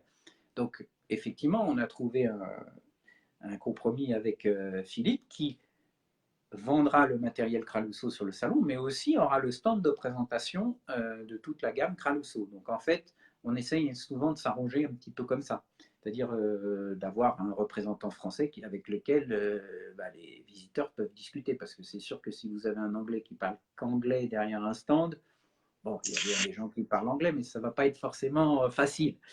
Donc voilà. Donc ça faisait partie des petites complications à régler, mais voilà, c'est normal, ça fait partie du job, donc on s'en est On va occupé. trouver. On va se Hein? débrouiller sur place. On va Oui, se oui, débrouiller. oui. Est-ce qu'il y aura un stand Champion Feed? Ça, j'ai pas vu. Oui, oui, oui, oui, il y a un stand, oui, même un assez important stand C'est grand. Hein. qui sera d'ailleurs en face du stand de Preston, parce qu'il y a quand même des accointances avec Romain, Foiratier, etc. Ils seront à côté de J-Pêche et de NP Pêche, qui vendront aussi des amorces Champions Feed, etc. Donc oui, oui, ils ont un stand même assez important, Champions Feed. Ouais. Bah, un stand qui m'avait beaucoup surpris, c'est justement le stand de Dubertini quand j'étais à Courtrai. Quoi. Hmm. C'était l'un des plus beaux stands. Hein. Je suppose que Mais tu y étais. Tubertini en Belgique n'a jamais cessé d'être présent parce que, encore une fois, ils étaient souvent associés avec Vandenheim. Alors qu'en France, évidemment, Vandenheim n'étant plus présent quasiment en France, Tubertini n'était pas non plus. Hein. En Italie, c'est Tubertini qui vend Vandenheim, etc. Donc en Hongrie, c'est pareil. Enfin bon, ils ont beaucoup de liens entre eux. Mais en France, étant donné qu'il n'y avait pas de Vandenheim, il n'y avait pas vraiment de Tubertini et vice-versa. Donc c'est pour ça que j'essaye de les convaincre de l'intérêt d'être présent sur un salon comme ça, d'autant que normalement, le salon n'aura lieu que tous les 2 ans. Donc Ah, ceux qui le louperont cette année, ils devront attendre 2 ans avant de le refaire. Je mais pense c'est que c'est mieux. un bon rythme, c'est le rythme un peu Oui. de ce que fait Montluçon. D'abord parce qu'il n'y aura pas forcément des nouveautés révolutionnaires chaque année à présenter. Et puis, déjà, c'est un investissement important pour les marques. Pour nous, c'est beaucoup de temps à s'occuper de l'organisation. Et pour les visiteurs, il y a une petite excitation quand il faut attendre un peu. C'est un peu comme la Coupe du Monde de foot, c'est tous les 4 ans. Bon, ben voilà, on s'énerve tous les 4 ans. Là, c'est tous les 2 ans. Voilà, c'est déjà pas mal. C'est bien. J'ai vu sur ton programme qu'il allait avoir des conférences. Est-ce que tu peux Yes. nous en parler un petit peu de ces conférences? Quels seront les thèmes? Comment ça va s'architecturer? Est-ce que il y aura quelqu'un donc qui présentera donc un sujet bien établi avec un Mhm. consultant à côté de lui? Et est-ce que par la suite, il y a un micro qui va circuler dans les allées des Voilà. spectateurs pour qu'ils puissent lui disposer quelques questions? Est-ce que tu peux nous expliquer un petit peu comment vont se dérouler ces C'est conférences? exactement ça, parce que moi, mis à part la présentation des nouveautés et les achats, je voulais qu'il y ait aussi des animations sur un salon. Il faut qu'il y ait de l'échange, il faut qu'il y ait du partage. J'ai voulu absolument qu'il y ait des conférences. Ça existe déjà pas mal dans le domaine de la carpe, où Corda est très réputé pour ses magnifiques conférences. Donc, je voulais qu'il y ait des conférences. Donc, on a fait cette proposition à des marques en leur disant, ben, vous pouvez avoir des créneaux horaires pour des conférences si vous le souhaitez. On aura une conférence le vendredi, 3 conférences le samedi et une conférence le dimanche, parce que le dimanche, il y a la compétition qui prendra la matinée de, à Amiens. On ne voulait pas mettre de conférence le dimanche matin pour qu'il n'y ait pas de clash entre les deux. Oui, les conférences, en fait, elles vont se faire donc avec des champions internationaux, hein, des marques concernées, sur différents thèmes. Alors, il y a, pour le feeder, par exemple, j'en ai parlé le week-end dernier au Portugal avec les gens de chez Sensas, puisqu'il y aura Alexandre Codin qui sera sûrement avec Christophe Catelin pour parler de feeder. Avec également le capitaine de l'équipe d'Italie et un pêcheur de l'équipe d'Italie qui a été championne du monde au Portugal l'année dernière. Il y aura du feeder, par exemple, dans la première conférence que va faire Sensas le samedi. Il y en aura également, évidemment, avec Bob Nudd le matin sur la conférence Browning. Pour l'instant, les thèmes ne sont pas hyper précisés, hein. Je laisse les marques déjà dégrossir un peu, voir ce dont ils veulent parler. En tout cas, le plan de la conférence sera effectivement en 2 temps. Ça durera environ 45 à 50 minutes, Oui. avec une moitié du temps qui sera consacré aux champions qui exposeront leur technique, qui parleront de montage, qui parleront d'amorce, de choses comme ça. Donc sous la forme d'une conférence où ils parlent avec des illustrations, il y aura un écran pour qu'ils puissent illustrer leurs propos. Donc ça durera environ 20-25 minutes, la moitié du temps. Et ensuite, il y aura effectivement un micro qui sera à disposition des spectateurs pour qu'ils posent leurs questions directement aux champions, alors soit par l'intermédiaire d'un journaliste, soit par l'intermédiaire d'un traducteur quand ce seront des étrangers, puisque Bob Nudd ou le pêcheur italien, évidemment, ils ne parlent pas spécialement français. Donc on s'est arrangé pour avoir les personnes qu'il faut, ça va. Au niveau de l'anglais, on aura David Ewing, je pourrais traduire également, donc ce n'est pas un problème. Et au niveau de l'italien, moi je ne parle pas du tout italien malheureusement, mais Sensas a des gens qui parlent très bien l'italien, donc il n'y a pas de problème. Voilà, voilà, encore une fois, 3 conférences le samedi, une le vendredi, une le dimanche, pour couvrir à peu près toutes les techniques de pêche au cou, hein, euh, et les amorces, parce qu'on sait très bien que la question des amorces revient régulièrement. Après, chacun pourra poser les questions qu'il souhaite, hein. C'est pas parce que le thème sera la pêche à la grande canne que si le gars a une question à poser sur le feeder à Bob Nudd, il peut très bien lui poser une question sur le feeder. Bob Nudd, il sera à disposition. C'est un grand professionnel en plus. Il est parfait dans ce genre de démonstration. Ah, et puis c'est pas une question à Bob Nutt, c'est pas quelque chose qu'on fait tous les jours, donc on va pouvoir se permettre quoi. Absolument.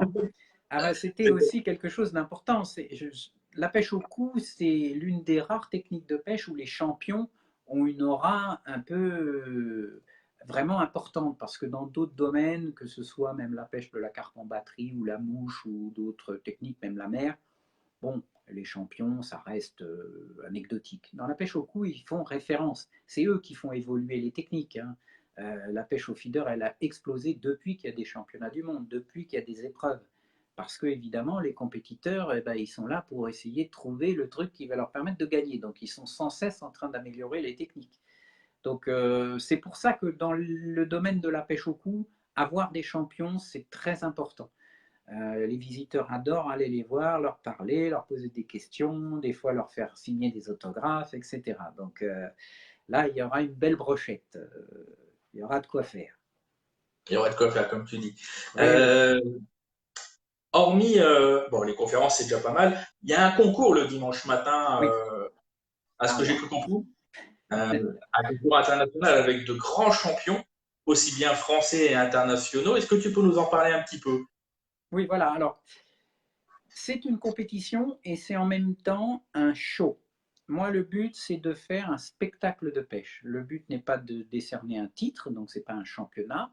On n'est pas là pour dire celui-là, c'est le meilleur. C'est pour mettre en valeur la pêche de compétition. Donc, il me fallait un parcours poissonneux pour qu'il y ait du spectacle. C'était vraiment la clé de tout. On a la chance que dans le domaine public, l'Astom à Amiens, au mois d'octobre, c'est absolument farci de poissons. Donc il y a énormément de gardons, d'Ides, brèmes, barbeaux, etc. Donc on sait qu'il y aura beaucoup, beaucoup de touches. Donc les spectateurs vont en prendre plein les yeux parce que si c'est pour voir un champion prendre 5 ablettes et gagner un concours, le néophyte qui voit ça, il dit moi quand je vais à la pêche, j'en prends le double. Donc c'est pas un champion du monde. Donc il faut qu'il y ait du spectacle, il faut qu'il y ait des touches, il faut que les gens en prennent plein les yeux. Ça c'était le premier critère.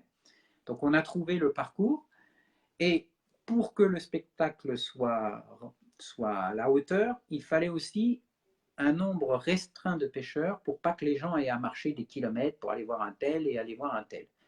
Donc on a limité, au départ je voulais 20 pêcheurs, j'avais même une liste de 25, et en allant voir le parcours avec Romain Foiratier et Pascal Newstead, on s'est rendu compte que ce serait trop serré. Donc moi, je ne veux pas que les pêcheurs soient les uns sur les autres, d'autant que j'autorise toutes les techniques. Hein. Donc ils peuvent pêcher au feeder, ils peuvent pêcher à la bolognaise, à l'anglaise, au cou, etc. Donc il est hors de question qu'ils soient trop serrés.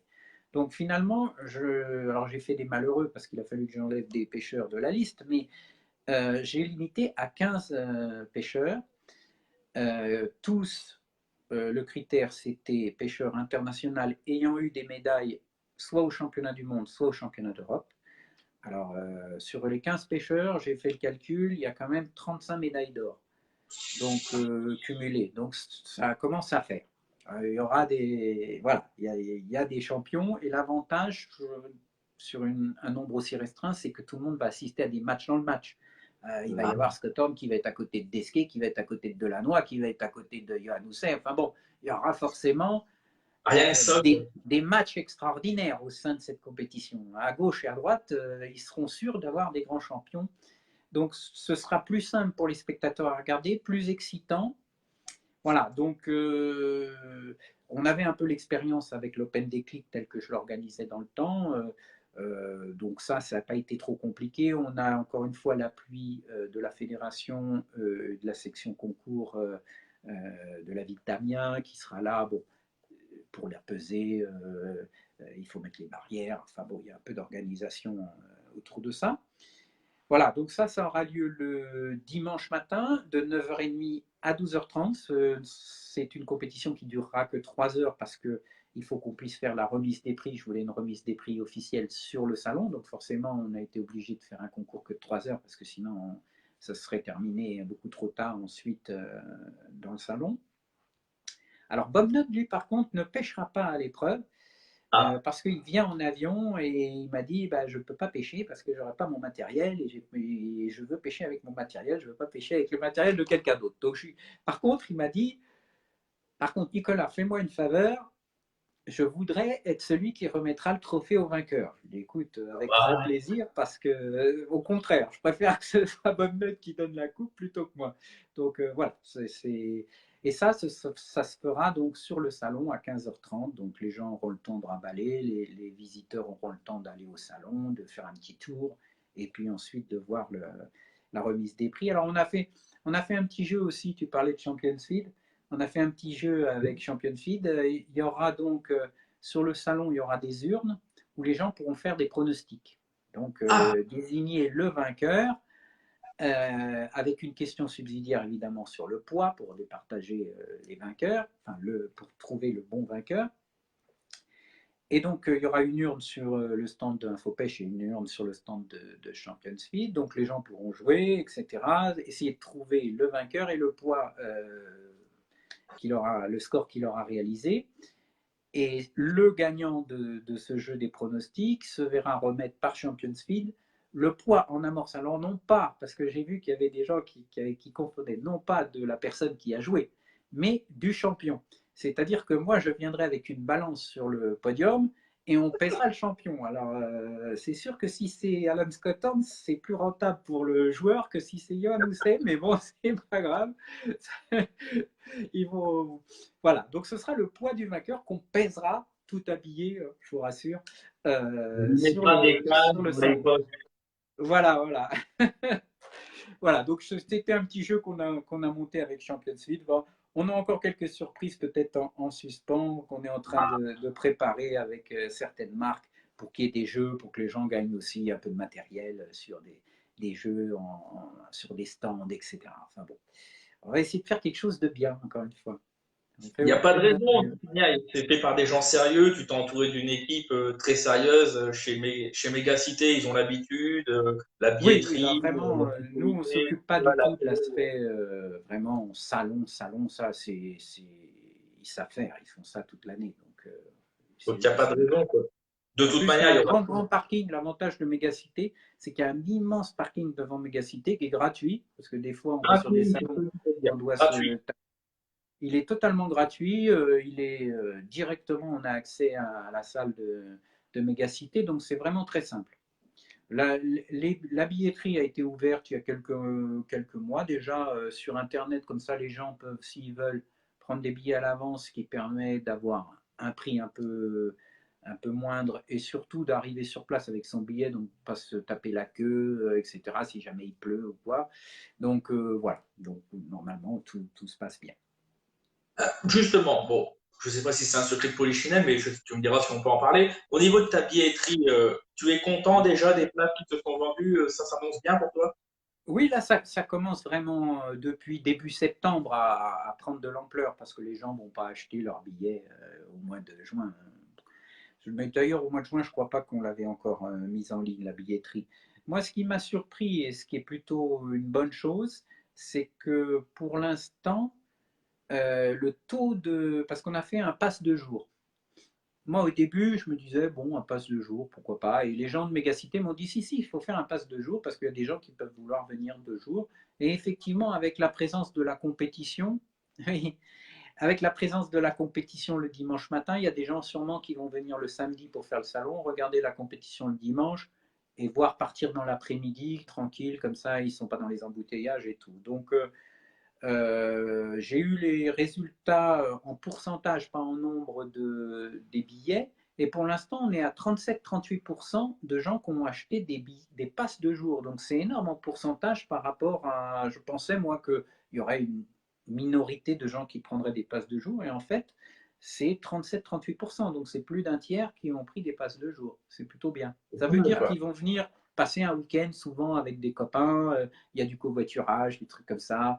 Les gars, le soir, ils se retrouvent, voilà, entre copains, entre pêcheurs, quoi, comme on fait au bord de l'eau. Ben là, ce sera sur un salon. Ça permettra de rencontrer en plus des pêcheurs qu'on ne voit pas forcément souvent ou d'autres régions, d'échanger sur des lieux de pêche, des techniques. Enfin bon, c'est le but, essayer de faire un point de rassemblement de tous les passionnés de la pêche au cou. Des... J'avais une question. Ah oui, j'allais l'oublier celle-là. Pour toi, un salon réussi, ça serait combien d'entrées alors? Au bout des 3 jours, pour toi, pour le renouveler, pour que ça C'est soit une marrant que tu me expérience. poses la question. Juste avant notre live, j'ai eu un coup de fil justement d'un fabricant qui me dit combien vous allez avoir de visiteurs parce qu'il faut que je prévoie pour mes catalogues. J'ai dit comment je peux savoir, c'est la première édition, j'en ai strictement aucune idée. Je pense on peut tabler autour de 10 000. Si 10 on 000. fait 10 000 entrées, ce sera déjà un gros succès à mon avis pour une première édition. Donc c'est un peu l'objectif que je me fixe. Je ne sais pas encore s'il est complètement délirant ou si, au contraire, on va le dépasser. Je peux pas vraiment là, je n'ai pas d'idée. Autant quand je fais un magazine, je sais à peu près quel est le marché et combien on peut espérer en vendre. Un salon, c'est difficile, d'autant que les chiffres qui sont donnés sur les salons sont souvent fantaisistes. Si vous demandez à certains, ils vous annoncent 20 000 entrées, 25 000 entrées, alors qu'on sait pertinemment qu'ils n'en ont pas fait la moitié. Donc c'est un peu... franchement, j'ai pas d'idée précise. Je me fixe un but, c'est de faire 10 000 entrées. Si on y arrive, je serai vraiment content. Mais si on n'y arrive pas, on se dira qu'il faut encore améliorer les choses. Voilà. On essaiera de faire mieux la prochaine fois.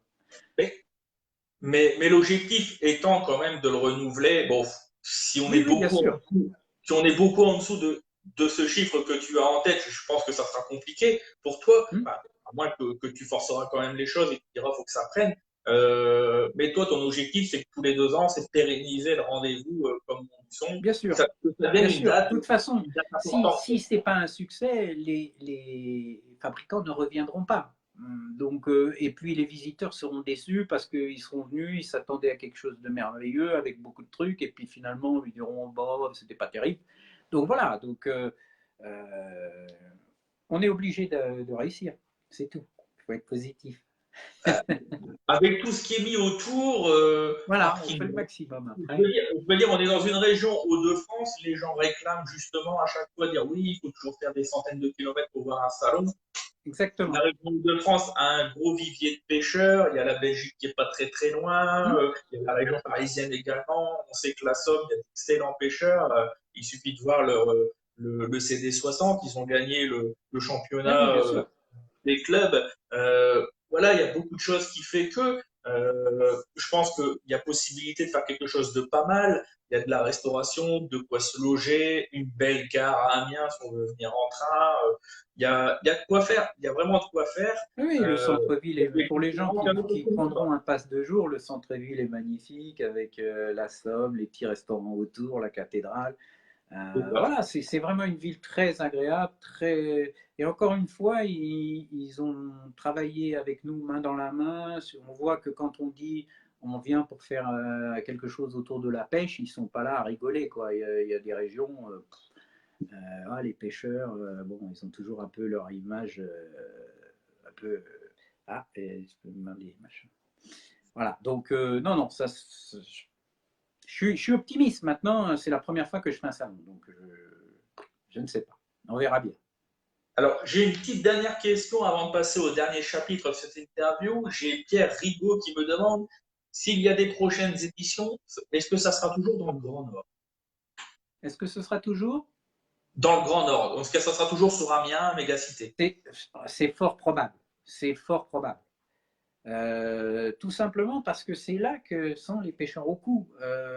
Et que, par exemple, il y a d'autres régions, évidemment, où il y a beaucoup de pêcheurs au cou, par exemple l'Est. L'Alsace, Lorraine, tout ça, il y a beaucoup de pêcheurs au cou, passionnés, mais c'est très excentré. Donc ça devient compliqué pour tous les autres de venir. C'est beaucoup plus simple pour des gens de l'Est de venir par exemple à Amiens que de drainer des gens de partout vers Strasbourg.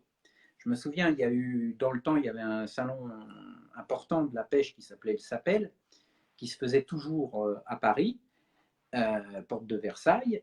Et du jour où ils ont commencé à vouloir le faire en disant on va changer, on va aller dans les régions, etc., ils ont commencé par Toulouse. Ça a été un bide parce que il y avait finalement, c'était tellement loin pour tout le monde qu'il n'y avait que les gens voilà, d'Aquitaine qui est allé. Ensuite, ils ont fait Strasbourg, justement. Strasbourg, voilà, ça a eu du succès dans la zone de Strasbourg, mais à partir du moment où on veut faire un salon qui attire au niveau national, hein, il faut qu'il y ait un accès relativement simple par tous les voies de communication, que ce soit l'autoroute ou le train, ou voilà. Donc Amiens, c'est parfait. À un moment donné, on s'est posé la question avec Lille, forcément. Mais Lille, c'est un peu plus haut, donc ça facilitait les choses pour des Belges, par exemple. C'est encore plus près, évidemment. Mais ça mettait un peu plus de temps pour les gens qui viennent de Normandie, de Bretagne, de Vendée ou des régions centres. Ça leur fait tout de suite quand même un peu plus de temps. Donc pour moi, Amiens, c'est parfait, encore une fois, parce que géographiquement, c'est bien et parce que on a une structure sur place qui est parfaite, une mairie qui est motivée. Enfin bon, voilà. Donc C'est même fort probable que la deuxième édition se fasse à Amiens, hein, à nouveau. Montluçon, finalement, ça se fait tout le temps à Montluçon. Bah oui, voilà. D'ailleurs, les gens, ils disent Montluçon, ils disent pas le salon de la pêche de la carpe, ils disent je vais à C'est ça. Montluçon. Vite, vraiment mon Peut-être leçon. qu'un jour, on dira je vais à Amiens, on Ah oui, verra. le salon d'Amiens, voilà. On commence déjà à le dire, hein, le salon d'Amiens. Oui, oui, ouais, c'est normal, c'est normal. Ça ne me dérange pas. Si les gens viennent, c'est le principal. De toute manière, à Lille, nous, on a le salon de Courtrai qui est juste à côté. Oui, et c'est pareil, il a lieu tous les 2 ans, le salon de Courtrai. C'est ça. Donc, c'est pas très très loin. Donc, au final, ça ferait doublon, quoi. Bien sûr. Mais là, il est en quinconce, justement. C'est Je crois ça. que cette année, il y a pas Courtrai, donc nous, on ne sera pas là l'année prochaine, donc les gens pourront venir comme ça. Personne ne se marche sur les pieds, on évite de se concurrencer, ce serait idiot. Et c'est bien aussi pour nous, hein, qui faisons des lives Oui, sur les oui, salons tous exactement. les 2 ans, c'est parfait, quoi.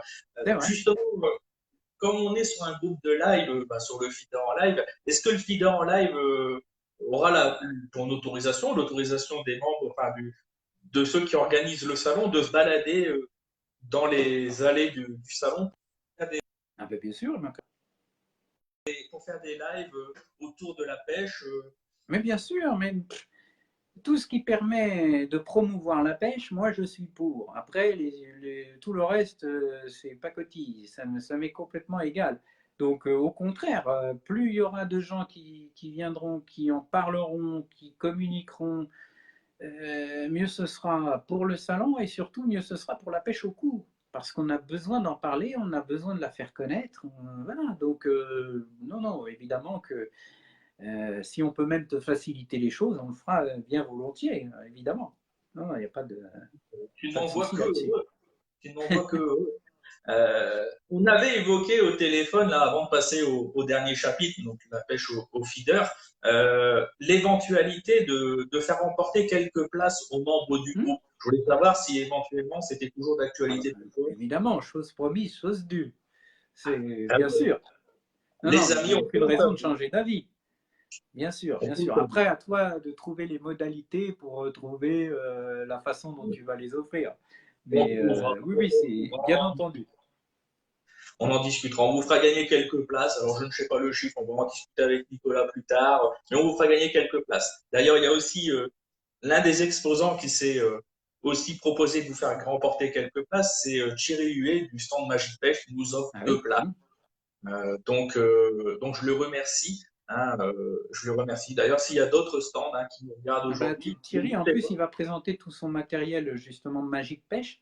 C'est ça. C'est pareil, c'est des choses que les gens, bon, bah, c'est bien parce que c'est sur Internet, donc ils sont tentés, mais ils se disent oui, mais je ne l'ai pas eu en main, la canne, etc. Là, ils pourront les prendre en main, ils verront que la qualité est là. Parce que Thierry, Tout il à fait fait. vraiment du bon matériel, quoi. Hein. C'est abordable. Et très abordable au niveau prix. Rapport qualité-prix, franchement, c'est super. Même ces cannes feeder, j'en ai parlé dans le dernier numéro, je crois. C'est super parce que c'est vrai que, en particulier pour le feeder, on a des gammes de prix qui sont très extensibles. Ça commence à 50 euros, mais maintenant ça finit à 500. Hein. Ça commence à faire beaucoup. Oui, une marque anglaise couleur un peu orangée. C'est ça aussi, oui, oui. Voilà. Nous ne la citerons pas. Non. Ne faisons pas de Très très pub. belle canne par ailleurs. Hein. Ah oui, Mais ah oui, oui, oui, pas oui, oui, donné. oui. Mais pas En tout donné. cas, Mais bon, après, d'inspiration vraiment anglaise. Au niveau de l'action, ah, il ah. suffit de la prendre en main pour savoir que c'est un Anglais qui l'a conçu. Alors après, il faut que ça plaise aux C'est gens, ça. parce que nous, on n'a pas forcément Et l'habitude. moi, j'ai été formé par ça, donc c'est le type d'action que j'apprécie. Mais je sais qu'il y a beaucoup de pêcheurs français qui ont du mal avec ces actions qu'ils trouvent trop molles. Alors que moi, j'adore les actions paraboliques, que ce soit pour lancer ou pour travailler un poisson. Mais ça demande un peu d'habitude. Après, c'est chacun ses goûts. Hein. C'est pour ça quand on demande c'est quoi la meilleure canne, ça dépend de tes sensations aussi. Hein. Il y a des gens qui aiment des actions de pointe, d'autres qui préfèrent des actions paraboliques. Voilà, c'est. J'ai tendance à aimer, moi, pour ma part, si je peux parler pour moi, les actions semi-paraboliques. Si c'est Ouais. trop parabolique, j'ai du mal, par exemple. Oui, Mais bon, mais il y a beaucoup de pêcheurs français qui ont du mal avec les actions très paraboliques. C'est déroutant. C'est déroutant, mais bon, c'est une question vraiment de pratique. Et on ne peut pas dire que l'une est mieux que l'autre. C'est une question de, voilà, de préférence personnelle. Donc, on va conclure ce second chapitre d'interview pour entamer le dernier. On va juste rappeler les éléments importants. Donc, le salon commence le vendredi, donc 14 heures. Le vendredi, oula, tu me poses une colle. Je crois que c'est 13h30. 13h30. Bon, voilà, Il me 13h30. semble. On vous 13h30. donnera les informations. Vous Venez, venez à 13h, comme ça vous êtes sûr de, voilà, de venez à pas faire 13h, la il y aura queue. à la queue. De toute façon, il faudra venir. Donc voilà, on dit 13h. Le soir, c'est jusque quelle heure? Alors, le vendredi, ça doit être 19h. Le samedi, je crois un peu plus tard, 19h30. Et Ouais, le dimanche, 19h à nouveau. parfait. Voilà. Restauration sur place, parking gratuit, Oui, animation sur place, conférence, concours le dimanche matin de 9h30 à 12h30, remise des prix concours, le alors dimanche. le concours, il est en accès libre, hein, évidemment, il n'y a pas de billetterie ou quoi que ce soit, il n'y a pas besoin d'avoir le billet du salon parce qu'on m'a posé la question. C'est évidemment sur le domaine public, accessible. Le seul truc, c'est que c'est un coin où il n'y a pas forcément des parkings immédiatement à proximité, donc venez pas trop tard. Et puis l'idéal, c'est que presque de se garer de l'autre côté de la rivière et de traverser le pont, où là, il y a des parkings. C'est Et loin du salon? c'est pas une grande marche de toute façon. C'est loin du salon? C'est à environ 2,5 km. Donc D'accord. il faut quand même prendre la voiture, on va dire du salon au truc, mais ou alors bon marcheur, ça va, 2,5 km. Dans le centre d'Amiens, c'est pas mal non plus. Ça ne fera pas de mal. Ça ne fera pas de mal. Juste une petite question technique, hein. Pour Oui. celui qui mangerait à l'extérieur à midi avec madame, s'il a pris son ticket le matin, il peut revenir l'après-midi avec le même ticket? Ah, alors, ça fait partie du domaine de mégacité. Mais normalement, je pense que ça pose pas de problème. Au pire, ils mettront un coup de tampon sur la main, tu sais, comme dans Ouais, les comme dans les boîtes de nuit. soirées, voilà, comme dans les boîtes de nuit. Non, oui, ça, je pense qu'on pourra sortir et re-rentrer sans que ça pose trop de problèmes. D'accord, ok, ça Et marche. c'est une bonne question à laquelle il faut que enfin, qu'il faut que je pose aux gens de Mégacité, parce que toute la billetterie, ce sont eux qui s'en Oui, oui. occupent, y compris le site internet avec toute la billetterie en ligne, etc. Bon, voilà, je pense qu'on a fait bien le tour, on a bien En effet. détouré, là on a bien présenté le salon. Donc on va clôturer cette deuxième partie d'interview pour arriver à la dernière partie, qui est le feeder. Là, on est sur un Mhm. groupe feeder à la base. Et on va avoir un petit peu ton ressenti, un petit peu sur cette année 2018 qui s'achève tout doucement pour la saison pêche, et que tu nous donnes un petit peu ton opinion, que ce soit au niveau national de ce que tu as pu voir, mais aussi au niveau international, parce que cette année, tu étais à Hostel Lato avec notre équipe de France. Tu l'as Mhm. couvert, tu nous as fait de beaux reportages. Et donc, ton opinion, tout ça, de ce que tu penses de notre niveau comparé à d'autres nations, si tu peux nous donner un petit peu ton opinion, ton œil averti. euh, Explique-nous un petit peu comment tu sens notre équipe nationale et nos pêcheurs français dans l'univers du feeder Bien, alors, international. on va dire déjà, il y a eu des changements, hein. C'est pas besoin d'y revenir, mais il y a un nouveau capitaine, une nouvelle équipe. Dans tous les cas, depuis 3-4 ans, on commence à avoir une élite qui se dégage. Parce que le problème du feeder, c'est que comme on a lancé ces championnats de but en blanc, forcément, au début, ben voilà, tout le monde arrivait, il y avait des pêcheurs qui montaient en première division, qui redescendaient, etc. Donc, je l'avais dit dès le début, il faudra au moins 5, 7, 8 ans avant de commencer à dégager une véritable élite de gens qui, voilà, qui font la différence. Donc ça, c'était incompressible. On ne pouvait pas avoir une élite. Aujourd'hui, on l'a. On l'a, je pense que tout le monde sait à peu près quels sont les noms des meilleurs pêcheurs aujourd'hui au feeder. On les retrouve régulièrement. Cette année, on en a parlé tout à l'heure, il y a eu le championnat de France. Bon, j'étais pas là parce que j'étais au Portugal au championnat du monde des nations, mais il y avait beaucoup de poissons et comme par hasard, bah, les trois premiers, c'est trois pêcheurs de l'équipe de France. Voilà, je Même crois les qu'il n'y a plus aucun doute sur une certaine grands. hiérarchie. Il y a une certaine hiérarchie qui s'est établie, il y a une élite. Donc, ça veut dire que le capitaine, il a ce qu'il faut entre les mains, il a la matière pour travailler. Alors, d'avoir une élite Et encore une fois, le niveau des pêcheurs français d'un point de vue technique, il est très bon. Il est très bon. Euh, mais c'est loin d'être suffisant. Le gros problème de la pêche de compétition au niveau international, c'est pas une question technique. Comme je l'ai dit tout à l'heure, tous les gens au championnat du monde, ils savent lancer, ils savent amener un poisson, ils savent ferrer, ils savent avoir l'amorce qu'il faut dans le feeder, etc. Donc, le gros du travail, maintenant qu'on a un groupe assez restreint de pêcheurs, donc on sait qu'on peut travailler avec eux, ça va être d'acquérir l'expérience nécessaire au niveau international. Alors, je précise toujours parce que quand on dit ça, les gens ont l'impression que je dis le championnat du monde, c'est beaucoup plus fort que le championnat de France. Ce n'est pas du tout le cas. Hein. C'est juste que c'est différent. Ce n'est pas les mêmes compétitions. Un championnat du monde, c'est un parcours à l'étranger déjà, mais surtout, c'est une semaine d'entraînement, 5 secteurs différents, et un parcours qui évolue parce qu'il est pêché justement pendant une semaine par 20, 25, voire 30 nations. Donc ça demande une approche complètement différente d'un championnat de France où il y a des gens qui s'entraînent évidemment, mais ce n'est pas du tout de la même façon. Là, un championnat du monde, il faut bien savoir que les box sont déterminés dès le lundi et que donc tout le monde s'entraîne sur les mêmes places tous les jours pendant une semaine. Et que vous avez 5 secteurs différents, que vous savez que vous aurez forcément un pêcheur dans chaque secteur, et que chaque secteur peut être différent au niveau de l'approche, de la pêche, de la tactique. Donc vous avez une journée pour comprendre la pêche dans chaque secteur. Or, vous pêchez qu'une toute petite partie du secteur, puisque vos 5 pêcheurs sont côte à côte. Ça veut dire que la vision que vous avez du secteur, elle est limitée à un jour et à 5 box, 5 places. Si le jour de la compétition, vous tombez à l'opposé de ce secteur, vous n'y avez jamais pêché, vous ne savez pas forcément comment c'est, ça peut être très différent même au sein d'un secteur en fonction des places. Donc tout ça demande énormément de travail lors de la semaine d'entraînement.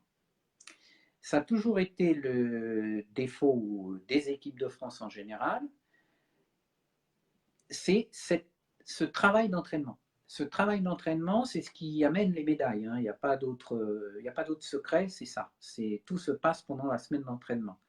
Donc, aujourd'hui, le travail du capitaine, c'est de faire que l'équipe, déjà, travaille de manière homogène, que tout le monde tire dans le même sens, qu'il fasse une synthèse en fin de journée avec les pêcheurs, qui dégagent certaines stratégies, qui puissent modifier son entraînement du lendemain en fonction de ce qui a été appris le jour précédent. Enfin bon, il y a tout ce travail-là.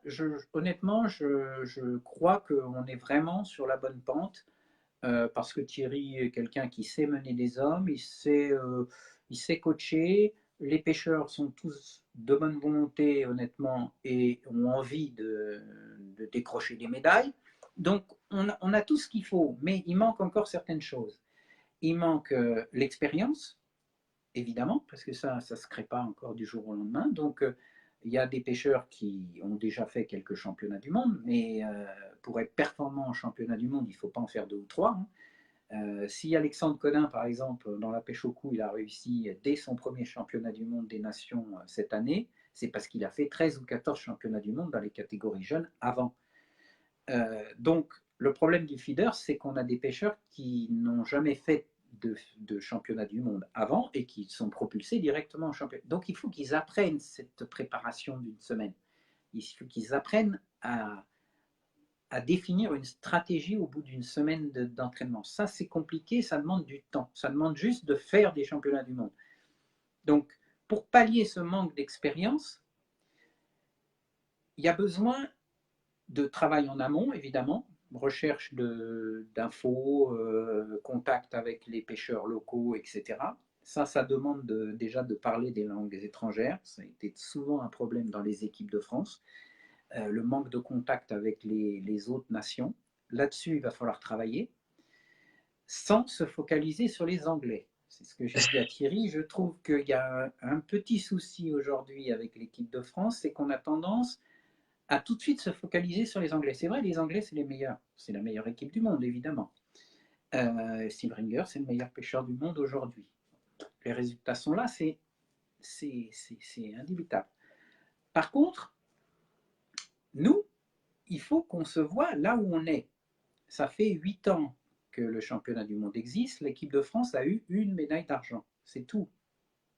Les Russes qui viennent de remporter le championnat du monde, c'est pas la première fois, c'est la deuxième fois. Ils ont déjà 2 médailles d'or, plus d'autres médailles.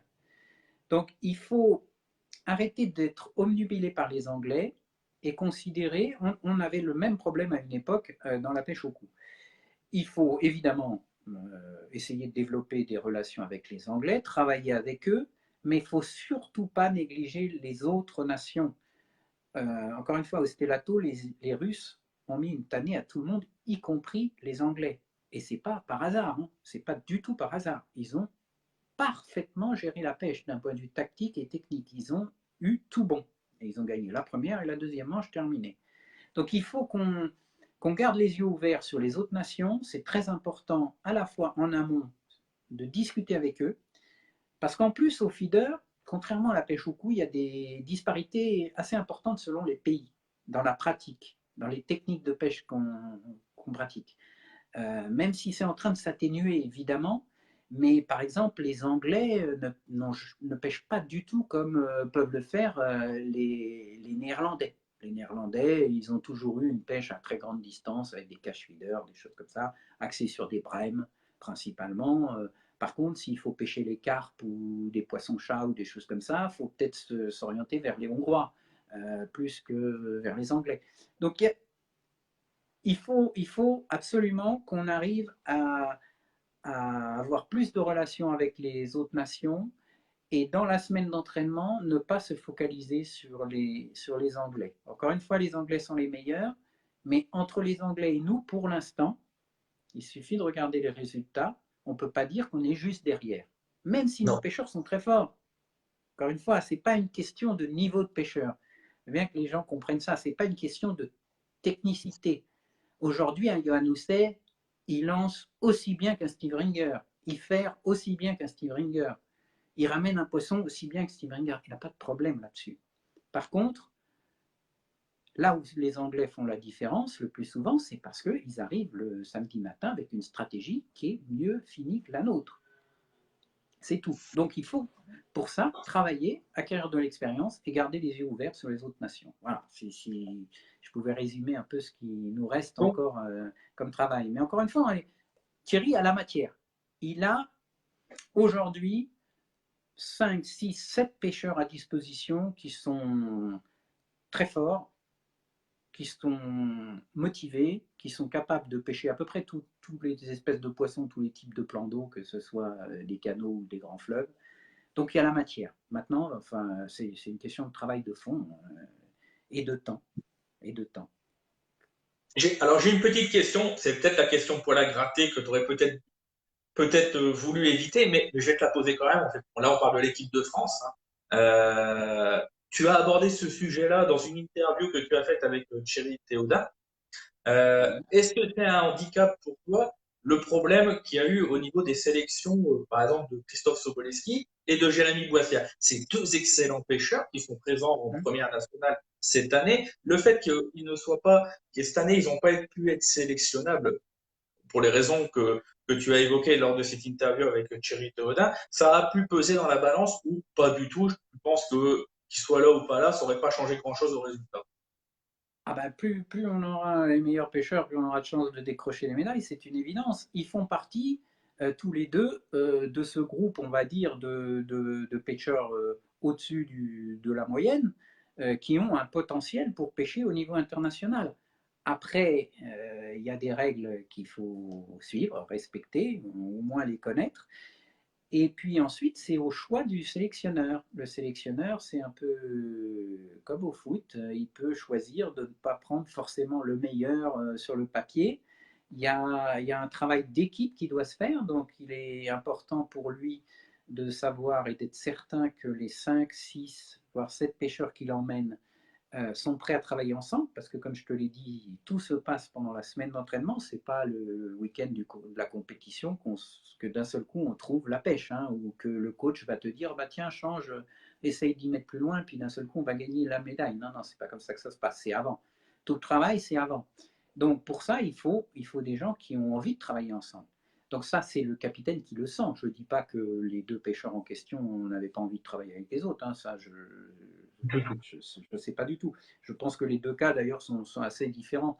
Mais moi, je suis partisan de laisser au capitaine carte blanche pour choisir les pêcheurs. C'est exactement ce qui se passe en Angleterre. Toutes ces histoires de dire oui, mais il faut que le gars ait pêché en première division sur les 3 dernières années, qu'il soit pas redescendu, ceci, on s'en fout. Si le capitaine de l'équipe de France, il a envie de prendre un gars qui fait même pas de concours, tu vois, j'irais même plus loin moi. Il prend quelqu'un, juste il le connaît comme ça. Il a envie de le prendre en équipe de France. Bah prends-le en équipe de France, mon gars. Sauf qu'après, on va juger tes résultats, évidemment. T'es capitaine, t'assumes, tu prends qui tu veux, mais après, tu as un contrat avec la fédération, regarde tes résultats. Regarde tes résultats. Si tu as des bons résultats en ayant pris des pêcheurs qui sont en troisième division, moi je préfère qu'on ramène des médailles avec des pêcheurs de troisième division qu'avec rien du tout, avec des. Voilà. Donc, moi je suis pour qu'on laisse carte blanche au capitaine. Ça évitera pas mal de problèmes déjà. Et puis qu'il assume ses résultats, voilà, et ses choix, exactement comme au football ou d'autres sports. En Angleterre, encore une fois, c'est exactement comme ça que ça s'est passé. Tom Pickering, quand je lui ai parlé de la création du championnat du monde feeder, à l'époque, il n'était pas au courant. Je me souviens, j'étais avec lui, on faisait une vidéo dans l'Oise, et je lui ai annoncé, c'est moi qui lui ai annoncé qu'il y avait un championnat du monde feeder, parce que je savais qu'il avait envie de revenir en équipe d'Angleterre, parce qu'il avait été sorti de l'équipe d'Angleterre des Nations. Et je pensais qu'il aurait envie de pêcher. En fait, il est devenu capitaine. Mais quand il est devenu capitaine, on a discuté. Je lui ai dit, est-ce que tu vas prendre des pêcheurs qui ont déjà fait des championnats du monde, comme Scott Horn, Rayson, etc. Il pourrait les prendre, hein, il serait très très fort au feeder. Il a dit non, moi je vais prendre des gens qui n'ont jamais fait de championnats internationaux. Donc il a pris Steve Ringer, il en a pris d'autres qui ils n'ont pas de championnat en Angleterre. Il n'y a pas de championnat officiel avec un titre de champion d'Angleterre feeder. Ça n'existe pas. Donc il a pris des gens comme il a voulu au départ. Il ne s'est pas basé sur des titres ou des machins. Il s'est basé sur le fait qu'il savait que Phil Ringer était un très bon pêcheur au feeder et Steve Ringer aussi. Voilà. Donc moi je suis partisan de cette façon de faire. On laisse au capitaine, à lui à décider s'ils ont le niveau, s'ils peuvent travailler ensemble, et ensuite d'avoir des résultats, parce que s'il n'a pas de résultats au bout de 3 ou 4 ans, il faut lui laisser un certain temps, parce qu'encore une fois, là, un championnat du monde, il ne suffit pas de claquer des doigts pour avoir une médaille, hein. Ce serait un peu trop simple. Il faut du temps. Donc il faut lui laisser du temps. Il me semble que 3-4 ans pour un capitaine, c'est suffisant pour construire quelque chose et avoir des résultats. Moi, je pense que c'est comme ça qu'il faudrait faire maintenant. Mais c'est compliqué au niveau des sélections quand on sait que si on n'est pas sur l'un des trois partenaires de notre équipe de France, donc Sansas, Garbolino, Rive, si on est par exemple sur une marque anglaise, italienne, Oui, espagnole, j'en sais oui, encore, mais ça, cette règle, elle existe depuis toujours dans toutes les catégories. En pêche au cou, elle il est faut de qu'ils la même s'entendent façon. avec les marques. Donc en fait, le capitaine, comme j'ai pu discuter avec lui, il me dit j'ai pas une totale liberté sur le choix des pêcheurs. C'est ce qu'il me disait. Il m'a dit j'ai pas forcément. Si le pêcheur n'arrive pas à Bien s'entendre sûr, avec les trois, il ne peut pas être sélectionné. Donc, bien même sûr. s'il voudrait, s'il faut qu'il s'entende. Mais en même temps, la fédération, elle a des sponsors. Ces sponsors, c'est eux qui payent finalement pour que les pêcheurs aillent au championnat du monde. C'est-à-dire que c'est eux qui payent les éches, qui payent les hôtels, les restaurants, les kilomètres, etc. Donc, c'est bien normal qu'ils demandent que les pêcheurs qui soient au championnat du monde représentent leur marque, leur couleur. Après, effectivement, c'est au choix du pêcheur lui-même de faire un choix. Euh, il peut décider de faire une croix sur sa carrière internationale, pourquoi pas, hein. Tu peux décider d'être champion de France, d'être 10 fois champion de France et de jamais aller au championnat du monde, pourquoi pas, hein. Mais si ton souhait le plus fort, c'est de pêcher un championnat du monde, tu as des règles, donc tu es bien obligé de les suivre. Tu sais qu'il y a 3 partenaires de l'équipe de France, qu'il faut que tu pêches avec ce matériel. soit tu t'arranges pour être sponsorisé par l'une de ces marques, soit tu as des relations cordiales, on va dire, avec elles, et tu obtiens de ces marques le droit de pêcher avec leur matériel pour le championnat du monde. C'est le cas de Voilà, Romain c'est une Fournier qui question fait de. C'est aussi une possibilité hein, Mhm. de, de pêcher au championnat du monde avec du matériel qui n'est pas forcément celui de ton sponsor. Il y en a qui l'ont fait. Hein. Romain. Romain Fouracci qui Voilà. nous regarde, qui nous a rejoint il y a quelques instants là pour regarder ce live. Super. Voilà. Donc, Il est personne. il n'est pas partenaire. Et ben voilà, il pêche avec du matériel d'un partenaire. C'est pas ça qui l'empêche de bien pêcher. Hein. On se rassure. Encore une Tout à fois, fait. la question technique sur les championnats du monde, c'est pas l'élément fondamental. Tout à fait. Et de De toute changer manière, de canne, c'est pas un gros problème. on Les on l'a pêcheurs vu de niveau, également. c'est pas un problème. J'ai pu discuter avec Johan Housset plusieurs fois à ce sujet-là. Hmm. S'il a changé de sponsor au cours de l'hiver dernier, c'est pas juste pour dire patriotisme, je passe chez Rive. C'est aussi parce que il y avait une, Il y a une envie de carrière à conduire. Encore une fois, c'est un choix. C'est un choix de carrière. On peut très bien décider de ne pas faire partie de l'équipe de France et réussir une grande carrière de pêcheur de compétition en gagnant des grandes épreuves, en gagnant le championnat de France, etc. Et en préférant travailler avec une marque qui n'est pas partenaire de l'équipe de France. Pourquoi pas euh, Ça arrive dans plein d'autres cas. Donc après, si le but c'est vraiment d'être en équipe de France et de faire une carrière internationale, bah, il faut se plier aux règles qui sont celles qu'on a en France, qui sont peut-être malheureuses. Ce serait mieux que la fédération ait plein d'argent et qu'elle n'ait pas besoin de sponsors et qu'elle dise moi je choisis qui je veux. Mais ce n'est pas le cas. La fédération française, c'est une petite fédération, elle n'a pas des moyens extraordinaires. Si on veut que. Parce que moi, je connais ce qui se passe dans beaucoup de pays, hein, y compris des pays qui ont beaucoup de médailles au championnat du monde. Les pêcheurs, ils payent pour venir faire des championnats du monde. Par exemple, les Hongrois, les pêcheurs, ils payent leur hôtel, ou ils payent les èches, ou ils payent leurs kilomètres et l'essence qu'ils mettent dans leur voiture pour venir faire un championnat du monde. Ça peut être un autre choix. On peut dire, on ne fait pas les sponsors, mais après, on téléphone aux pêcheurs et on leur dit, c'est vous qui payez la participation au championnat du monde. Je pense qu'il y en a beaucoup qui ne seraient pas d'accord. Et quand bien même ils le seraient, ce serait dommage parce que ça voudrait dire que finalement, c'est ceux qui ont de l'argent qui peuvent pêcher au championnat du monde. Je ne sais pas quelle est la meilleure solution. Hein. Voilà, donc il, faut, il faut voir quelle est la réalité. Après, on peut regretter qu'elle se passe comme ça. À ce moment-là, il y a un vote, hein, il faut voir à la fédération, essayer de faire bouger les choses si ça ne nous convient pas. Mais la situation, elle est connue, elle est assez claire, moi je trouve. Donc, soit on l'accepte, soit on l'accepte pas, et c'est pas mal de ne pas l'accepter. Hein. Moi, je peux comprendre que quelqu'un dise non, mais moi j'ai un contrat avec un partenaire qui me convient très bien, donc je veux pas le quitter. Bah, ok, mais tu pêches pas en équipe de France. Hein, et c'est pas mal. Il y a une vie en dehors de l'équipe de France pour des Ah champions. oui, Hein. ah oui, Bob tout à Nutt fait. continue à être un pêcheur de légende et à être avec Browning la tête de gondole de la marque. Et ça fait plus de 10 ans qu'il a arrêté de pêcher au championnat du monde.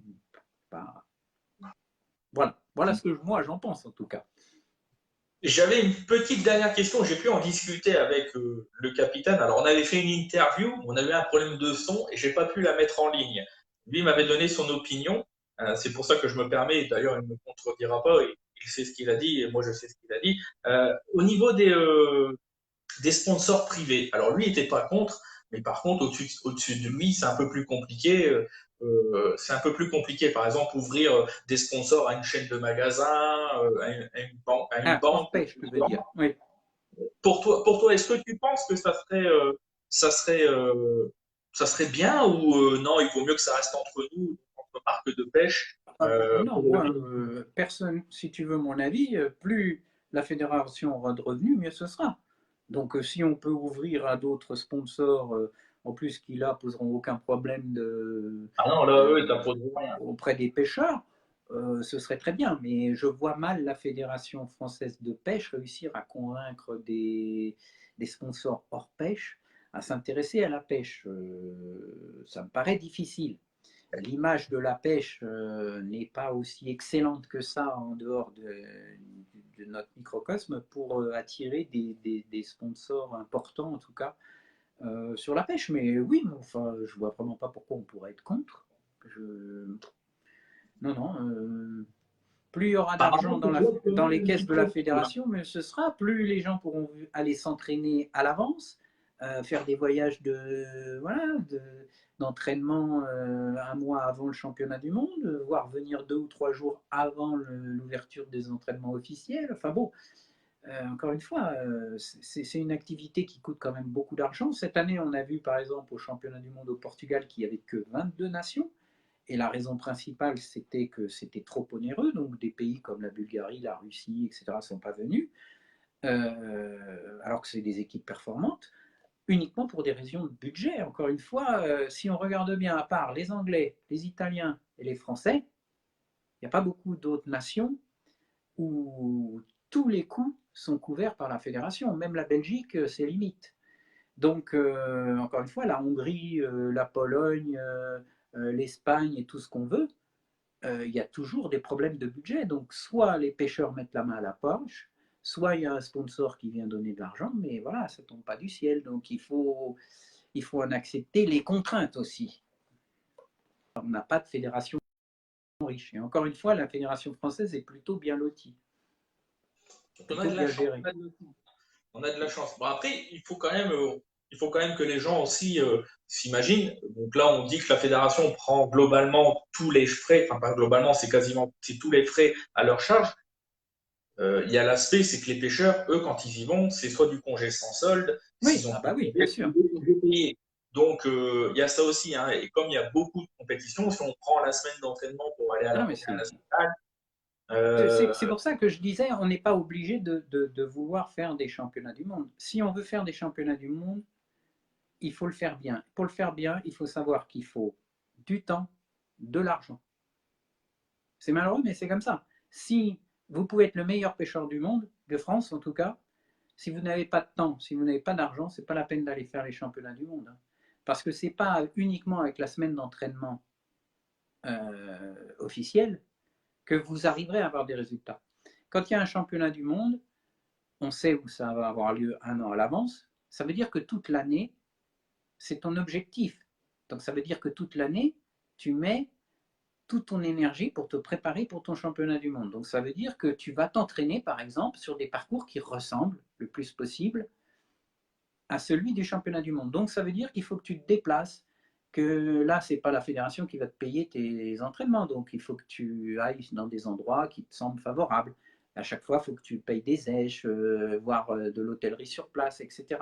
Il faut que tu aies le temps, comme tu dis. Donc tu prends sur tes vacances, tu poses des congés sans solde. Enfin bon, c'est c'est pas accessible à tous le niveau international. Ça non. coûte de l'argent et ça prend beaucoup de temps.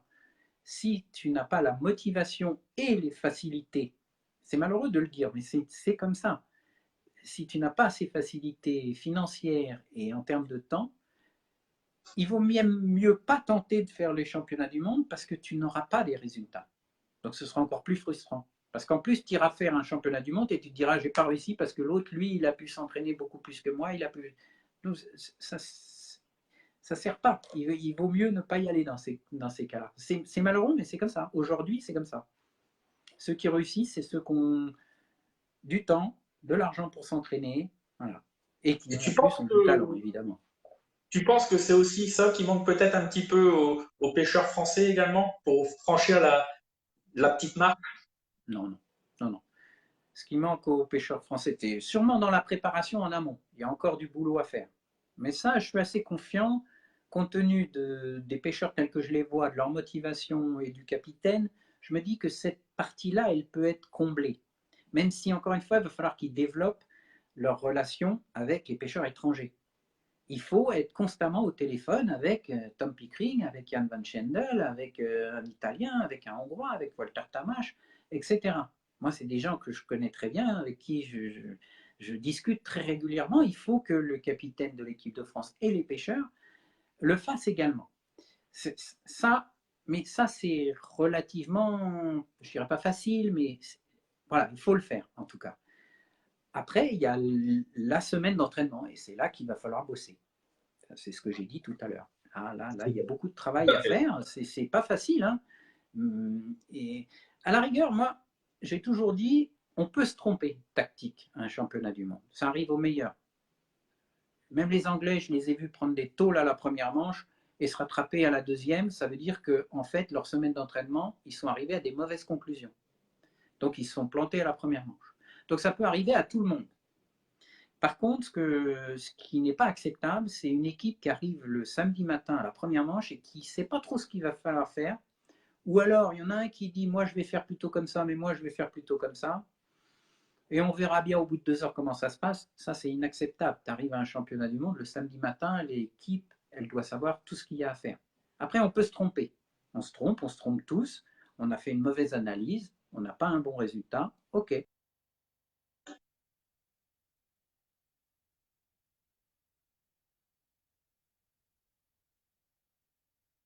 On a perdu Nicolas.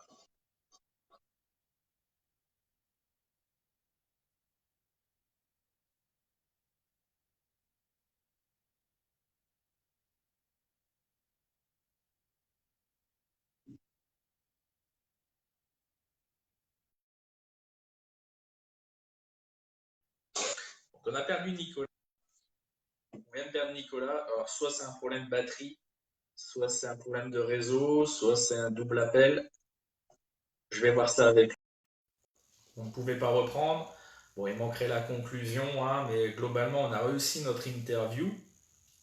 On a pu parler donc du magazine Infopêche dans la toute première partie de cette interview. On a pu parler également de la, de la seconde partie donc du CIPAC.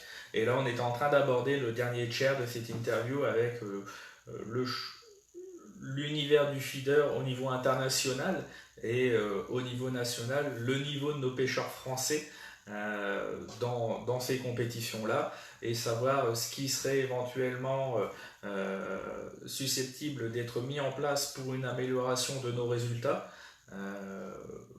Nicolas nous donnait son avis et avec son œil averti parce qu'il suit ces championnats depuis des années et nous permettait d'avoir une opinion sans filtre et sans langue de bois concernant les championnats du monde.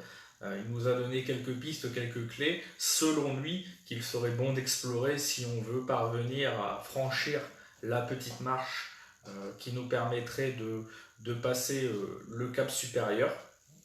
Je vais voir si Nicolas est de retour.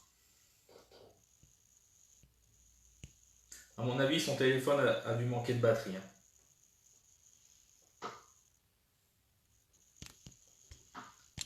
Je vais quand même voir ça avec lui.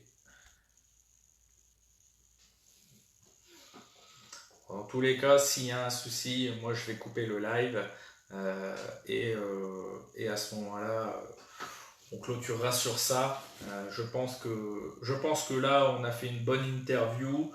Bon, il manque un dernier petit passage. Au pire, j'aurai l'occasion de voir au CIPAC Nicolas pour qu'il puisse nous parler plus longuement, voir peut-être un petit entretien avec lui, une petite demi-heure, s'il a le temps. Je vous remercie de nous avoir suivis dans cette interview, hein, en direct sur le feeder en live.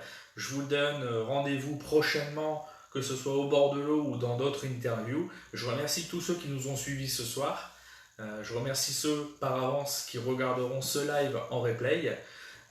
Voilà. Donc écoutez, c'était l'interview de Nicolas Bérou du magazine Infopêche pour le salon du CIPAC, le salon international de la pêche au cou, en octobre prochain, donc le 26, 27 et 28 octobre. Donc le 26, ça commence à 13h, 13h30 il me semble, et le dimanche matin, il y a un concours international avec une quinzaine de pêcheurs de renom. Voilà, avec une remise des prix vers 12h30, 13h, il me semble, en direct du salon. Voilà. Voilà. Bon, bah écoutez, moi j'ai plus qu'à vous quitter. Je vous souhaite une très très bonne soirée. Je vous dis à bientôt. Salut, salut.